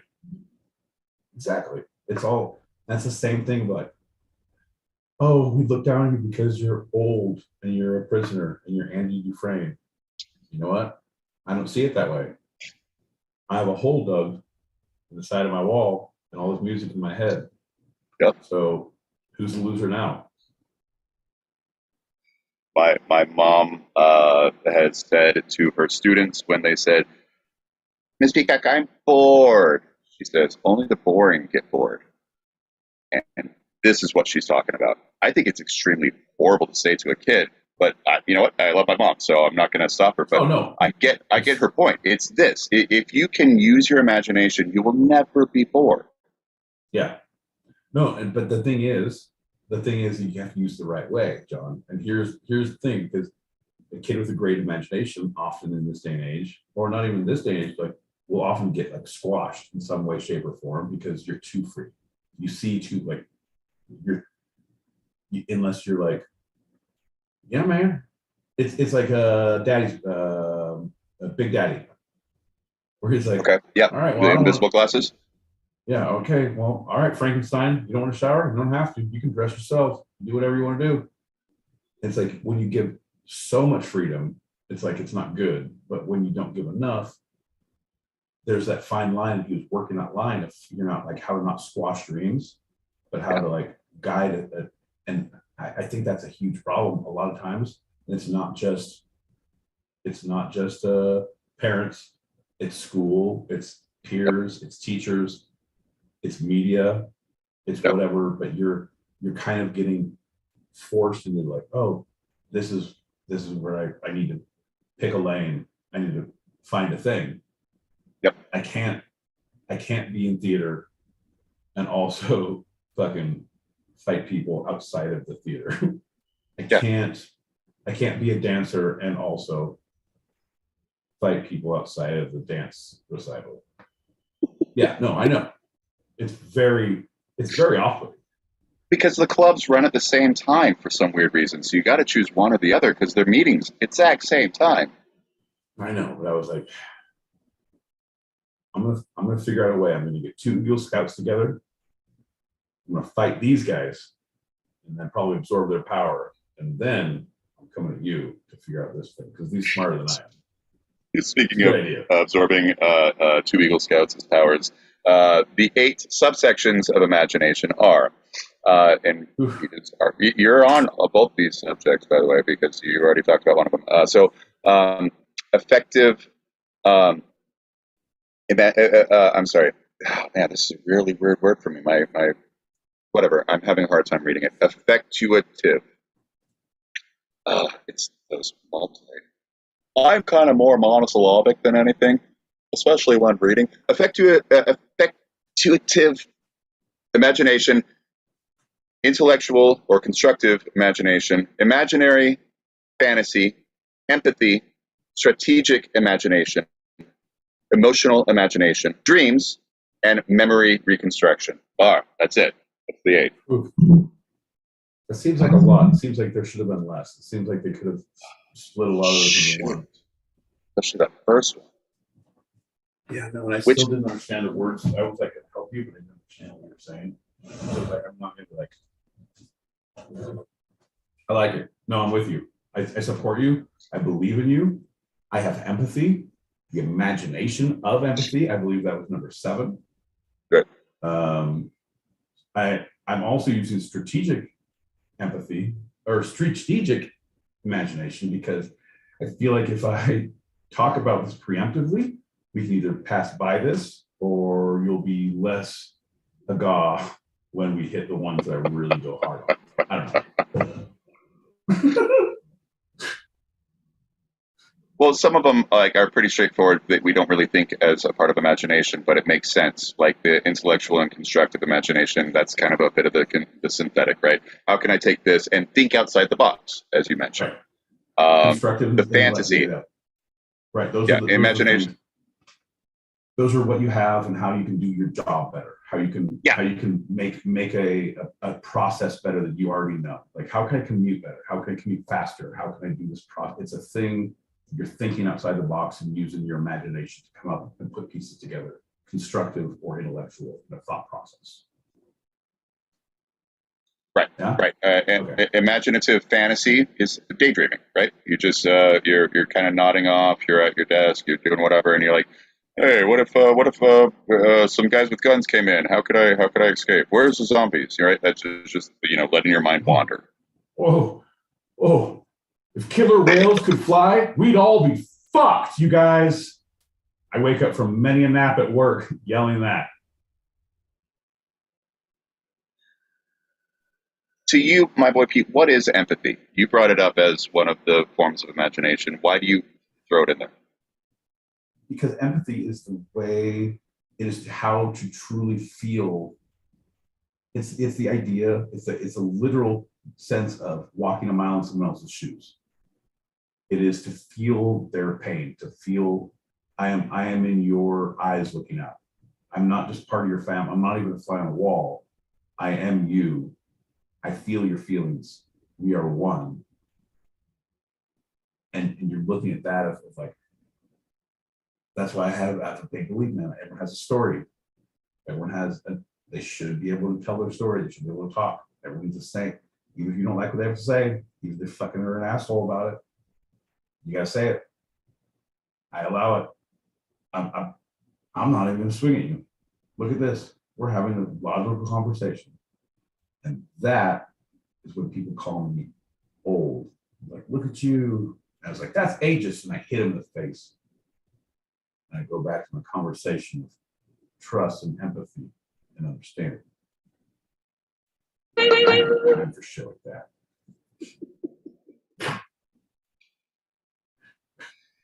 You are so good at derailing. You derail yourself so much. Right on. And you're like, nah, I'm going to do a cheap joke that doesn't even really land well. That'll be fine. No, it landed. It was going to land all better until you started to throw John's buttons in. How about if I pull the lever? If there's like, remember when you're in a bus and you're passing by truckers and you do this and like, this is when I want you to pull the thing. And when no one's doing it and you're tired on the way back from the field trip and no one's looking out the window and the trucker's like, kids, and comes up next to you, is like, hurt, like, ah! Ruins everything. Wait till the kids pull the lever. Strategic imagination. Here's the deal, John. As a truck driver, I need you to strategically think about not pulling the lever until the kids. No, it's like Sun Tzu. It's Napoleon. It's the Sitting Bull. It's the great people who have won strategically, who have thought, imagined what is going to happen and seen the future in a sense. And it's because the natural, it's like a giant game of chess. If I do this, I think you're going to do this, and I think you're going to do this, and I think you're going to do this. So therefore, 10 steps ahead. And this, right? And it's that same idea, a strategic, and it's like the same way if you use that plan for work, for business, for management of your desk, management of your fucking thought process of like, I'm going a little fucking crazy. Like, okay, how am I going to do this? All right, here, this is what I do. Triage. That. Every time you hit these little fucking hurdles, you get to smoke a bolt to a shot. Everybody wins. Moving on, right? Strategery, John. Strategery. Yeah, well, sport coaches, right? That's basically what they're hired for. This use of this form of imagination. Right. You have your head coach. You have your offensive coach. You have your, depends on where you're at. If you're baseball, you have your batting coach, pitching. Everyone has, but you're all for your specific role. Right. And that's the idea. It's in any game. Think of it as a game, because the game of war. The game of war. The game of people who play board game. Like there was a my good buddy went to a board game convention like a month ago in Texas. Like flew out from LA. What? Yeah, his brother flew out from Pennsylvania. What? Yeah. Right on. And our other buddy flew from San Diego. What? And just literally played board games in a big fucking arena. Like like you could sign up for different games, and you could go to places and like, oh, we just go to the bar and like people playing cards or playing different things. Like, so you just got into all these games all the time. Like, what? What? Like, I'm with it, but like you can't smoke in there and you can't get fucked up in there, right? Like you have to go outside. Like, Right. What? And you're in an arena. Like, it's not just like, let me step outside. It's like, let me walk the quarter mile out. What? No, man. No. Emotional imagination. How is that different from empathy? Emotional imagination is, I believe emotional imagination is, it's more internalized. Emotional imagination is how you can see yourself, what you want to see yourself, what you want to believe, what you see could possibly be. I imagine myself with a white picket fence. I imagine myself with a chicken in my pot and a car in my driveway and a goddamn redhead at my side, podcasting his fucking ass off. Also, the chicken is fake, and that's where we store all the LSD. The white picket fence, that's all up front, bro. We're cooking LSD. You're on the two-sided pot, allegedly. Allegedly. But you're thinking like the emotional imagination, where you're not specifically stuck in this emotion you're in. You're not specifically stuck where I am. Not only can I empathize and I can see someone else's plight, I can see a better place for myself, or I can see a different place. Not necessarily better, but I can see it different. I can see myself, I can project myself somewhere else, which also helps empathy, which helps to see other people's paths, to see other people's things, but you can see yourself. Very, very Buddhistic of you. I like your shirt having a Buddha on it, because that was very much that path of how this imagination subset would be used, emotional imagination, to just, the change of your life all starts with a thought, right? You can literally just think different. Like, I'm so sad. I don't want to be sad anymore. Instead of, I don't want to be sad anymore, it's just like, I'm not sad. I'm doing something else. I'm getting out of this situation that has been making me sad, or that has making me feel that I should be sad, whatever. It's just that switch, right? What's a more active, like what profession might use this specific form of imagination for their profession? Emotional. Sure. Yeah. If you want to keep actors, man, come on. No. Emotional recall. It's like a tenet of so many actors' foundations on acting. No, not for me. No, I don't believe in that. No, I don't believe in drawing on. There's very few things I draw on my own emotions. It's the empathy that I see. I've been in this situation. I see so many people. They react this way, and they've had this, and they've had this, and they've had this. My range is like, okay, what's the worst thing you've had in your life? What was the angriest you've been in your life? What was the happiest you've been in your life? Okay, there's your fucking points. Let's fill in the blanks. You're never going to hit any one of those points. If you do, you're an idiot. Right. Never touch those points. But let's fill in the blanks of everything else that is empathetic. This is what I know. Here's my friends who, I'm a single mom. I have 2 kids. One special ed. Here's my other good friend who lost both parents from an accident. Here's these, like, I feel it 100%, but it's not emotional intelligence. Imagination.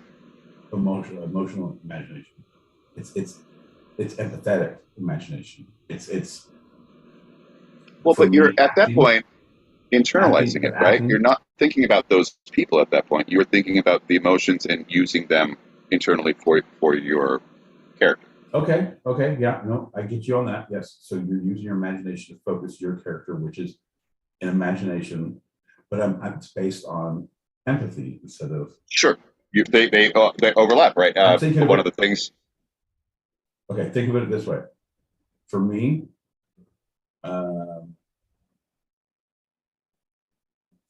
emotional imagination would be the bumpers in pool, or not pool, in bowling. Billiards? Oh, bowling. No, Oh, okay, bowling. yeah. Okay, The yeah. bumpers, right?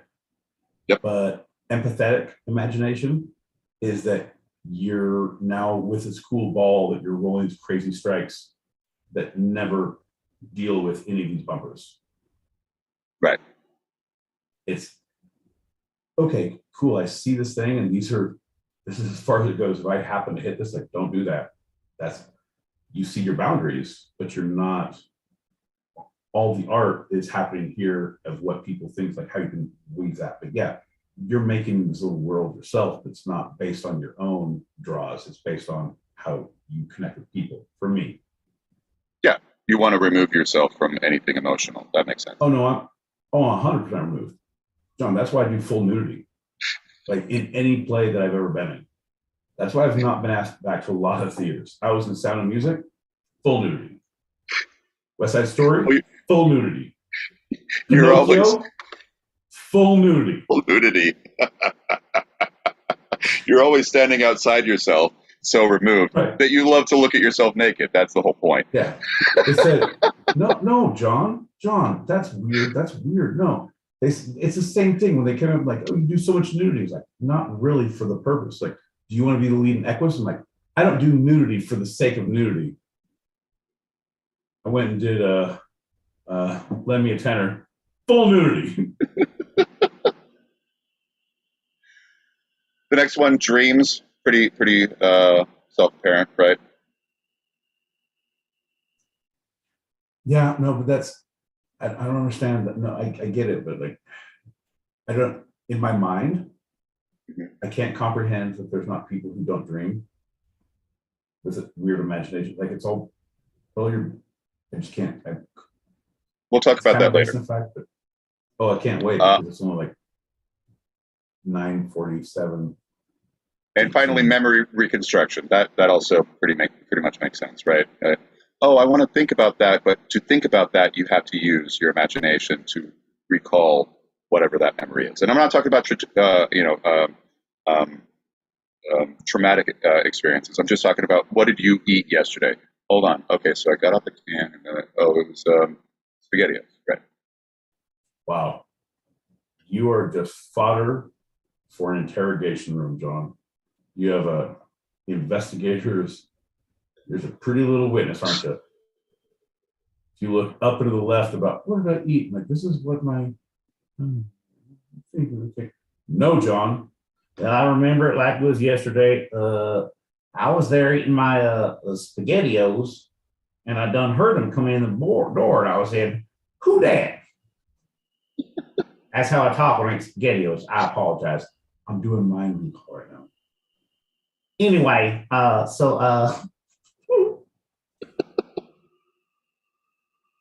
do you still eat SpaghettiOs? I think that's my imagination. Let's move on. So Albert Einstein famously said, imagination is more important than knowledge, for knowledge is limited to all we now know and understand, while imagination embraces the entire world and all there ever will be to know and understand.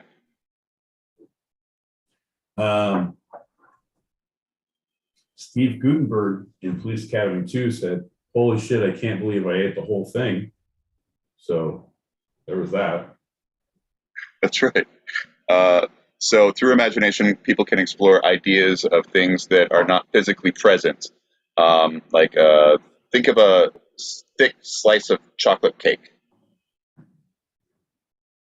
There it is. To the never-before experience, an alien spacecraft appearing in the sky. If you've never seen that before, but you can imagine it, it's slightly different from the cake that you think of, like from whatever party you're at. Imagine a world without sight, without sound. You are now in the Twilight Zone. That's the same thing about the little kid who sends you to the cornfield. Just imagine the thing like, do you want to play games? There's games. Do you want to? I don't like you. I'm sorry, Billy. I'm sorry. That's the imagination you're thinking of, like, all right, okay. Well, speaking of kids, imagination is essential to help kids learn many critical lifelong skills. Nearly all kids can use the power of imagination to turn a box or a piece of cloth into a fort or a superhero cape. They can spend hours playing make-believe, pretending everyday objects are something else. And while this seems like an ordinary part of childhood, it's crucial for kids' development. No, 100%. Because if they don't learn that, then when they get a little bit older, they want to understand what it means when you say, I brought you into this goddamn world, I can take you out. They won't have the imagination to see that you will destroy them. Also, the Two-Sided Podcast does free childcare. If you're ever in Brooklyn, go ahead and drop your kid off at the tallest ginger you see. It's probably John, and if it's not, they know him, and they'll drop that kid off for you. We have references. I'm his reference. It's got to be good. It's gotta be good, John. It's gotta be good. Bro, this is like the imagination. Like, in my perfect world, I would run a daycare center that I was no part of, that John would run out of his house. I would answer the phones and send kids to his apartment and collect money. Like a pimp for little kids to John. Okay, imagine that wasn't so dirty. Now imagine it strategically placed better. Look, I've used 3 parts of the imagination. Hey, We're that gonna take makes a you little feel pretty shift. bad. That makes you feel pretty bad, right? Like empathy. Hey, there's another. Oh, your tears taste so good. That's empathy, right? Let's do a Hey, shot. You frightened me in from across the video room. Love you, John. Cheers, everybody, Cheers. for still Love hanging you, in there. Thanks for listening.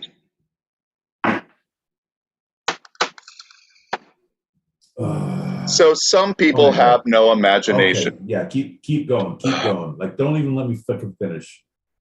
Literally. Thanks for listening.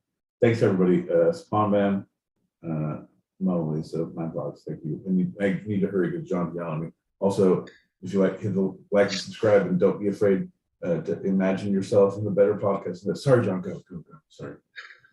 Aphantasia is an emerging term used to describe a rare and mysterious condition in which people literally cannot picture things in their mind. It's likely a condition. Totally. When Mickey Mouse had the brooms dancing, I was like, I have aphantasia. And I was like, oh, but yeah, it was great. And then Yeah, I thought it was in the Hall of a Mountain King, weirdly enough. strange. Anyway, I can't remember what we were talking about, Don. What were you saying? It is likely that the condition known as aphantasia, aphantasia, Yeah, has fat as fuck. But fat. Okay, go. been around forever, but it wasn't identified until the 1880s and wasn't even technically named until 2015. Dr. Adam Zeman, professor of neurology at the University of Exeter, coined the term. The prefix a, meaning without, and phantasia, the classical Greek term for imagination. Baby got no aphantasia. I like big aphantasia, and I cannot lie. When your imagination cannot die. When you think about a place you've never been, ooh, I want to go with you, girl. Sorry, I'm going to work on that rap too. If you don't have good imagination and you have aphantasia, you'd never be able to appreciate even the concept. I digress. Did you know that Fantasia, the cartoon you were referring to, literally means imagination? Yep. And that is where they had their Imagineers came from. Uh-huh. Because everything revolves around Disney imagination. And that is why Walt Disney's head is frozen. And one day he'll come back to us. What kind of imagination is that, John? What kind of imagination is that? I kind of think that one at that point was definitely creative. That was creative. That was not synthetic. Thank you very much. Well, I'm just taking You the got pieces me. that were laid around to me. Well, Disney's fear of death, his love of imagination, all the dwarves he came around him with medical science and dry ice in his final days. I don't know. Obviously, that leads to the words fantasy, fantastic, fantastical, fantastics, the great Broadway musical. Phantasm, one of the great horror. No, Fantastics. Everyone said that is one I've seen twice. I'm like, you should do it. You should do it. Nope. No, I don't like it. I don't like it. I don't like this show. I don't like this. I don't like the music. I don't like it. I don't like it. I don't like it, John. Man, you're a regular Jerry Orbach. You bring it to life just like him. That's what they say. I was like, I don't like it. How dare you you compare him to me? Are you saying that was written by me? I wasn't even born then. And so, is this about time travel? And then I have my mind all on time travel because I know they're not comparing me to him because I'm better, and therefore my imagination is in full effect. Right, John? That's right. That's exactly right. So, Herman Melville in Moby Dick observed, quote, "There is no folly of the beasts of the earth that is not infinitely outdone by the madness of men." Such a great line. Such a fucking great line. Such a great line. Yeah. Because the follies of the beast, like they make you can find them. If you're trying to hunt them, you're trying to slay them in the sea. I love fishing, John. I'm scared to admit it. I love it. I won't shoot an animal. I don't believe in guns out hunting. Like I don't need it. I'll eat all the goddamn meat if someone does. But I don't need to be there. I don't need how the sausage is made. I don't need to see that shit. Yeah. I'll fish like a motherfucker. Because if I'm not your Lord and Savior, John, I'm at least one of your 12 apostles, right? Right. And I'm a fisher of men, John, so I might as well slay some goddamn cod while out of the sea. Thank you very much. So, when does imagination turn into madness? Carl Jaspers, I believe it's spelled Jaspers, but yeah, Jaspers. Sure. Jaspers, in his book General Psychopathology, maintains that delusion is incorrigible false judgment. Delusion, which has been deemed the basic characteristic of madness, is rooted in the imagination. The imagination is prejudgmental, though, and very same intellectual power that gives rise to delusion is also the source of creativity. The narrow divide between creativity and madness has often been noted, and a fundamental difference between imagination and delusion is the understanding of what is reality and what is one's own fantastical imagination. 100%, bro. Like there's, 100% nails it. 100% nails it. So if you, again, I like to digest and decompress and get the layman's terms for that fine line between madness and creativity. Creativity. I was going to say mayhem because I like alliteration. Madness and mayhem. My bad. That was the name of my first band. Wasn't true. Anyway, it's the same thing. It's like when you're at the bar and you're not a professional pool player, but you're playing pool, playing darts. I'm like, give me 2 drinks. I'm like, oh my God, I'm a sniper. And it's like you have and everyone knows you're perfect. Like, this is amazing. And you have one more drink too much, too quickly, or a shot, like something and now you're ripping way carpet way off. But the same way you were when you first started. Like, I'm not a pool player. I play pool, but not good. But as soon as you get like, oh, look at this, and everything, like maybe it's because I lost one shoe and I was off kilter, but it's like that fine line of madness and creativity, right? And if you ride it too far, you're gonna get fucked up. If you don't hug the line close enough, you're not gonna make it there. It's the same thing. It's like, all right, what are we gonna do for our art? how are you going to be a method actor, and are you truly going to live your role, Right. and how far are you going to go for that method? Oh, you just get in character an hour, 2 hours before. Oh, you're going to get in character for the entire 3 months. Yeah. Forever. All right, Gary Oldman. How far are you going to go? Right. Right. But fucking whatever works. But it's that fine line of like where it turns into, like, if Gary Oldman didn't turn into good products, he would be insane. And his first movie, he would be been mad. But he's an amazing actor who just has weird fucking process. Yeah. That's why he has to thank his wife anytime he wins any kind of award. He's like, thanks for putting up with me. Like, dude, I can't imagine. Yeah.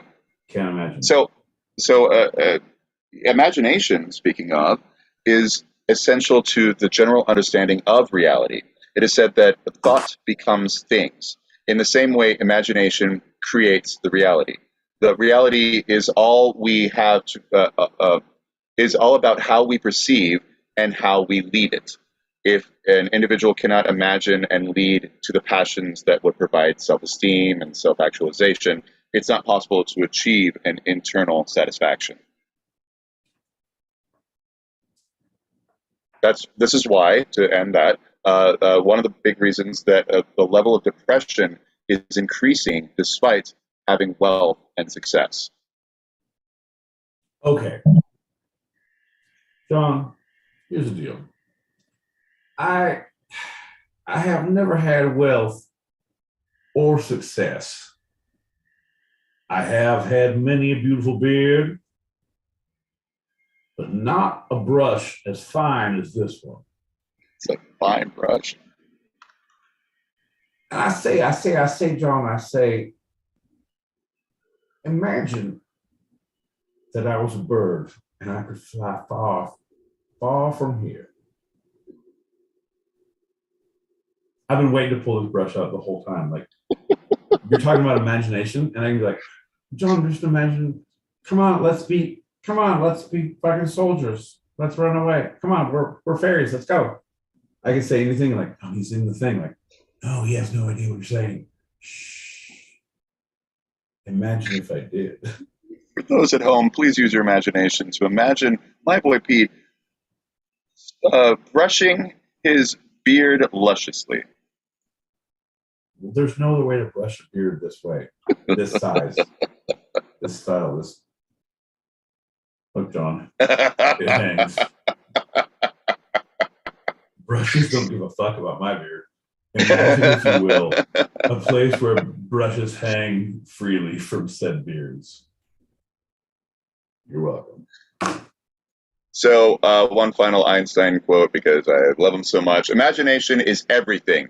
It is the preview for life's coming attractions. Einstein was really big into movies because he liked all, they called them talkie pictures back then. Yeah. Yeah, I like them. That's good, yeah. Oh no. There's one where the little boy loses his string down the street. It's like string theory. I should think string theory. Yeah. My imagination is running wild. And that, John, is information he already had. He didn't even think of it because the little boy with the string. See? Well, yeah, I mean, the actual thing you're talking about, because he didn't really like string theory, spooky action at this. Anyway, is he imagined himself surfing on a beam of light with a flashlight and turning the flashlight on. And obviously the flashlight would have light going out at the speed of light, but he's already at the speed of light. So how is that possible? Boom. Theory of relativity. I once had a dream where I woke up and I was standing on the top of a mountain in a toga. Okay.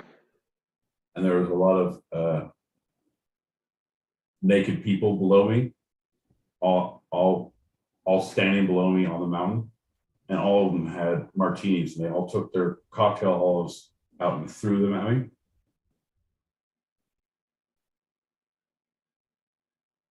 I think what you're saying is the same thing. Oh, that's relativity to you?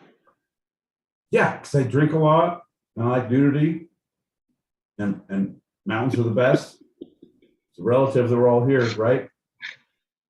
The special theory of relativity actually came when he imagined a lightning striking a tree while someone who is standing still from a distance sees it, and someone on a train traveling at a certain speed also sees it, and how they would see it differently. Yeah, that's all bullshit. through his imagination. He didn't have a dream about that. That's bullshit. He had one dream. Oh, about the Fraulein. This one time we had Cougar. It was amazing. And he went, oh shit. I said, I have a whole presentation. I should probably think about, it's going to be very fucking weird. It's like, a train leaves Guggenheim at 7:44 p.m. A man is under a tree flying kite. Oh, this is not going well. It has to be dream. Okay, hear me out. Oh, I am fucked up. I should not have had so much schnapps. Yeah. Oh, shit.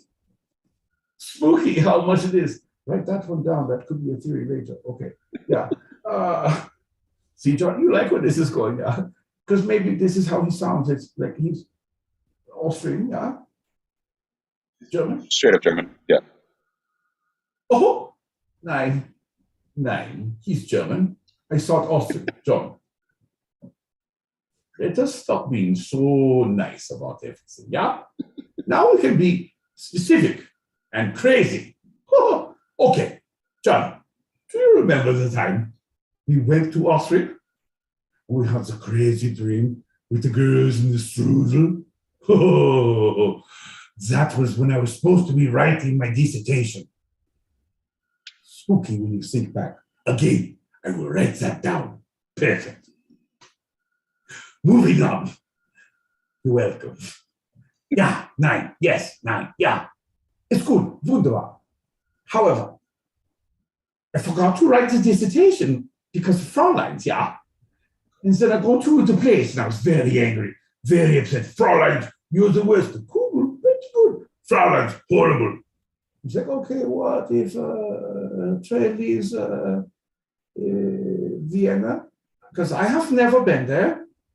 Leave Vienna very fast because everybody needs to get away from Vienna.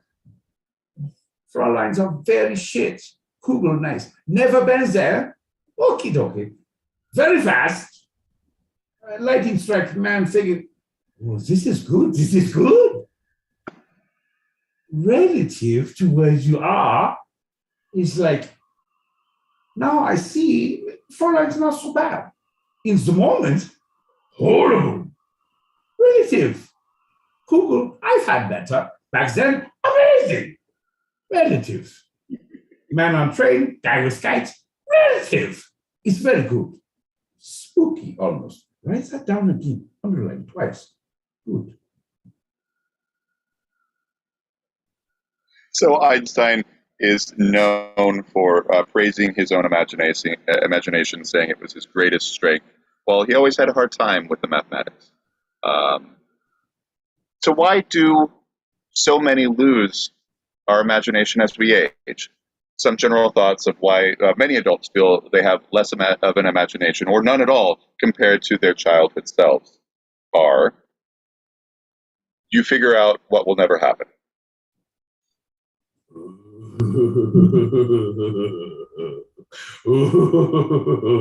John.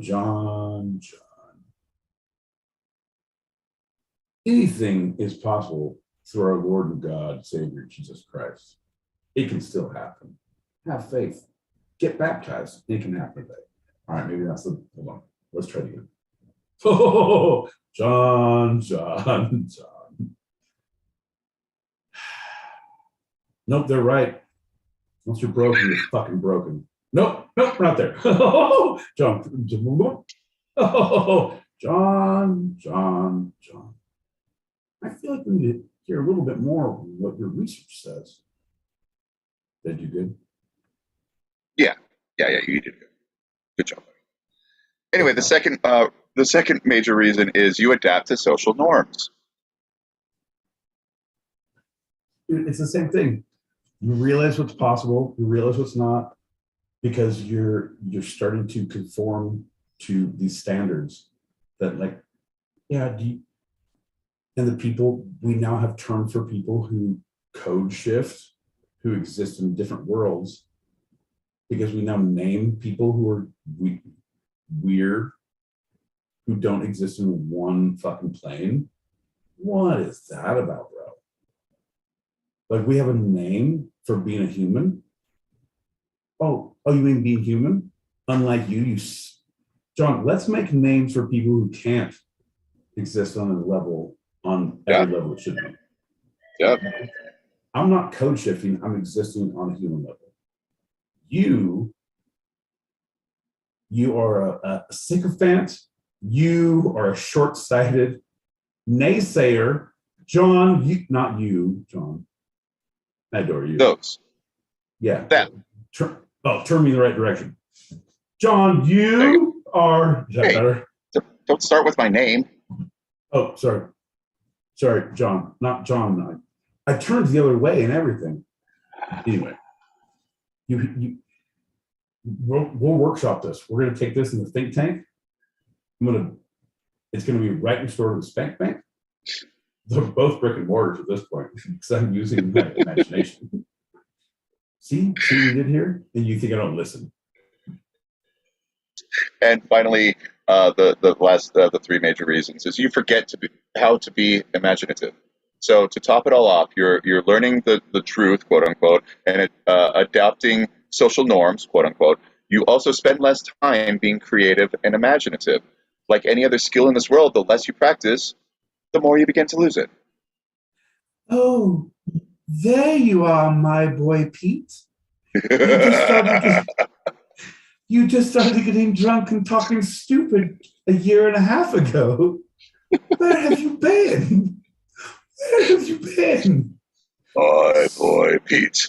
My boy my Pete. Boy Pete. Stupid, man. No, it's 100%.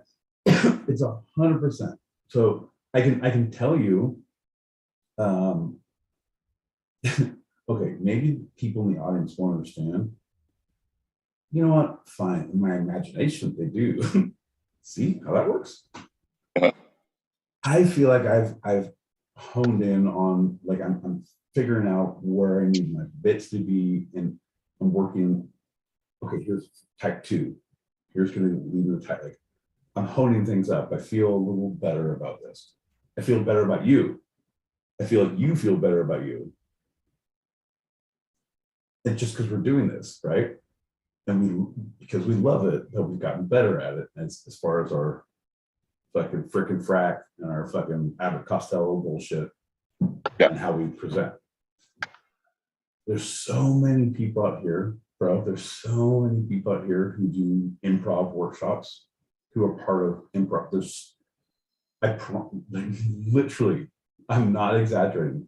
I can throw a rock from my front porch and hit 2 different places that, like, oh, we're the fucking shenaniganizers. Or like, I don't listen to them, but like, I know them, and they get together. Like, hey, you wanna come by? Nah, nah, I don't. I'm good. I'm not. Nah. But I have to say, they have gotten better. Like, all the people have gotten better. Like, oh, okay. I see a definite difference of, like, and it's just doing the Lord's work. You're just showing up. You're saying the yes and you're like, that didn't work. All right, no, self, that didn't work. All right, stay away from this. That didn't work. Stay in. Here's my boundaries. Like, here's my thing. Like, all right. You start honing this in. It's like, holy shit, man. Like, I'm not going to invite you to goddamn cocktail parties. Oh, but I think you're getting pretty clever. And it's just seeing it and seeing how it's like weightlifting, running, doing anything that exercises that muscle, that specific idea in your head, it's all mental. Yeah. If I'm sick all the time, if you wake up every morning, I'm sick, that's gonna be strong as fuck. You're gonna be sick as a motherfucker in a week or two. Yep. 4 months, you're never gonna get better. Year and a half, you dead. Like, right.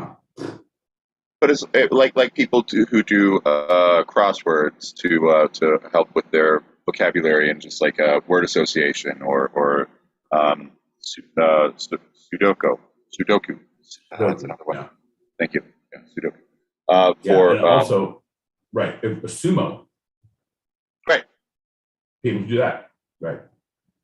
And tsunami for people who. Oh wait, that's slightly different. Imagination gyms.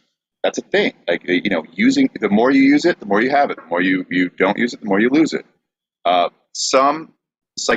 Many psychologists believe that we never actually lose that childhood sense of imagination. As human beings, we can never actually lose our imagination. But why do we feel like we lose it? Why do we have it less? Why do we see a stark difference when we look back? Oh, I used to play like this, and I had all these, imaginary friends, and blah blah blah. Because we actually learn to give our imagination lesser value and space as we grow up.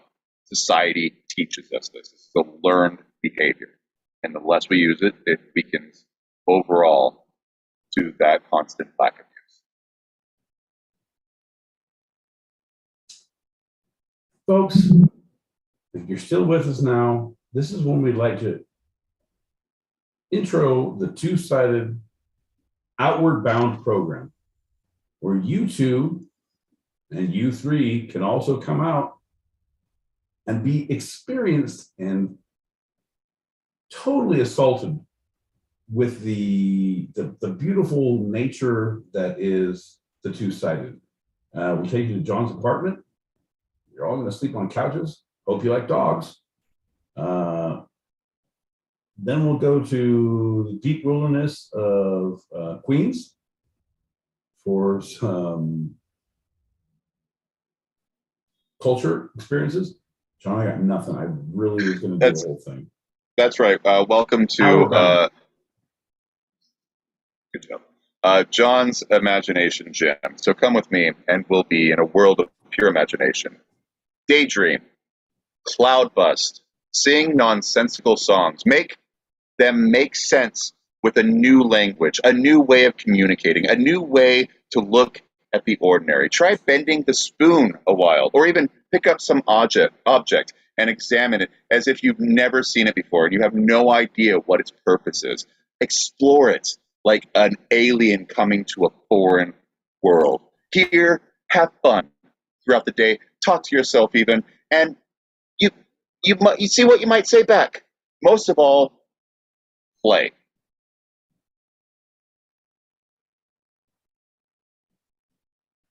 Here at John's Imagination. Oh my God. The snozberries taste like snozberries, you guys. You gotta get fucking in here.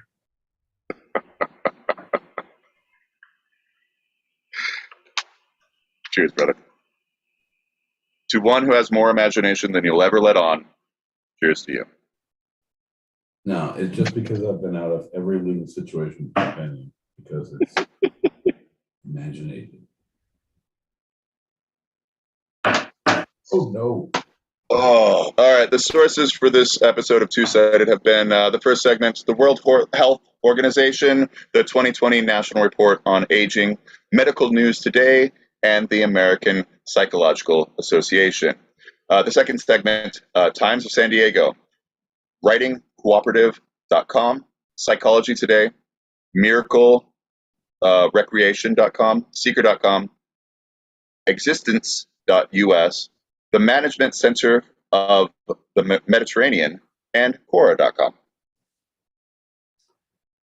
And my sources today have been Baby Got Aphantasia. You know we like that. Dumps like a truck. You know what I'm talking about? Also Mims and Twista. make you a celebrity overnight. Don't mind if we do, because we're going to need it for the rent and gas payment.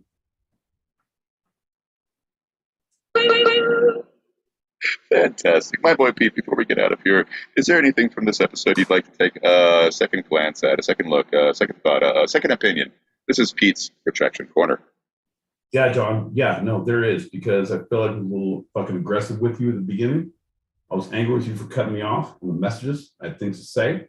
John, I feel like as we came through this, I realized that my empathetic imagination was full on in play, bro. I understood that I didn't need to keep that bottled up.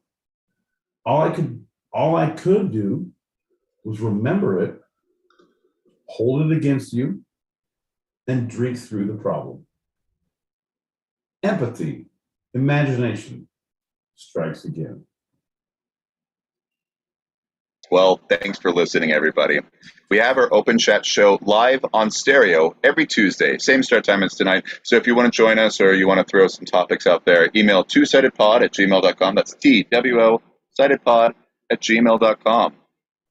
And for those listening live, join our chat on the stereo app in our green room right now. Let's go 15 after the hour for our after show wind down. That's a wrap for Right tonight. now! Now, Right good. now! In What? 6 minutes. I don't use terms well. Imagine if I did. It's pretty hard to imagine. Oh, it's easy. You can try, Dick. And that's a wrap for tonight. I'm John L. Peacock out in Brooklyn, New York.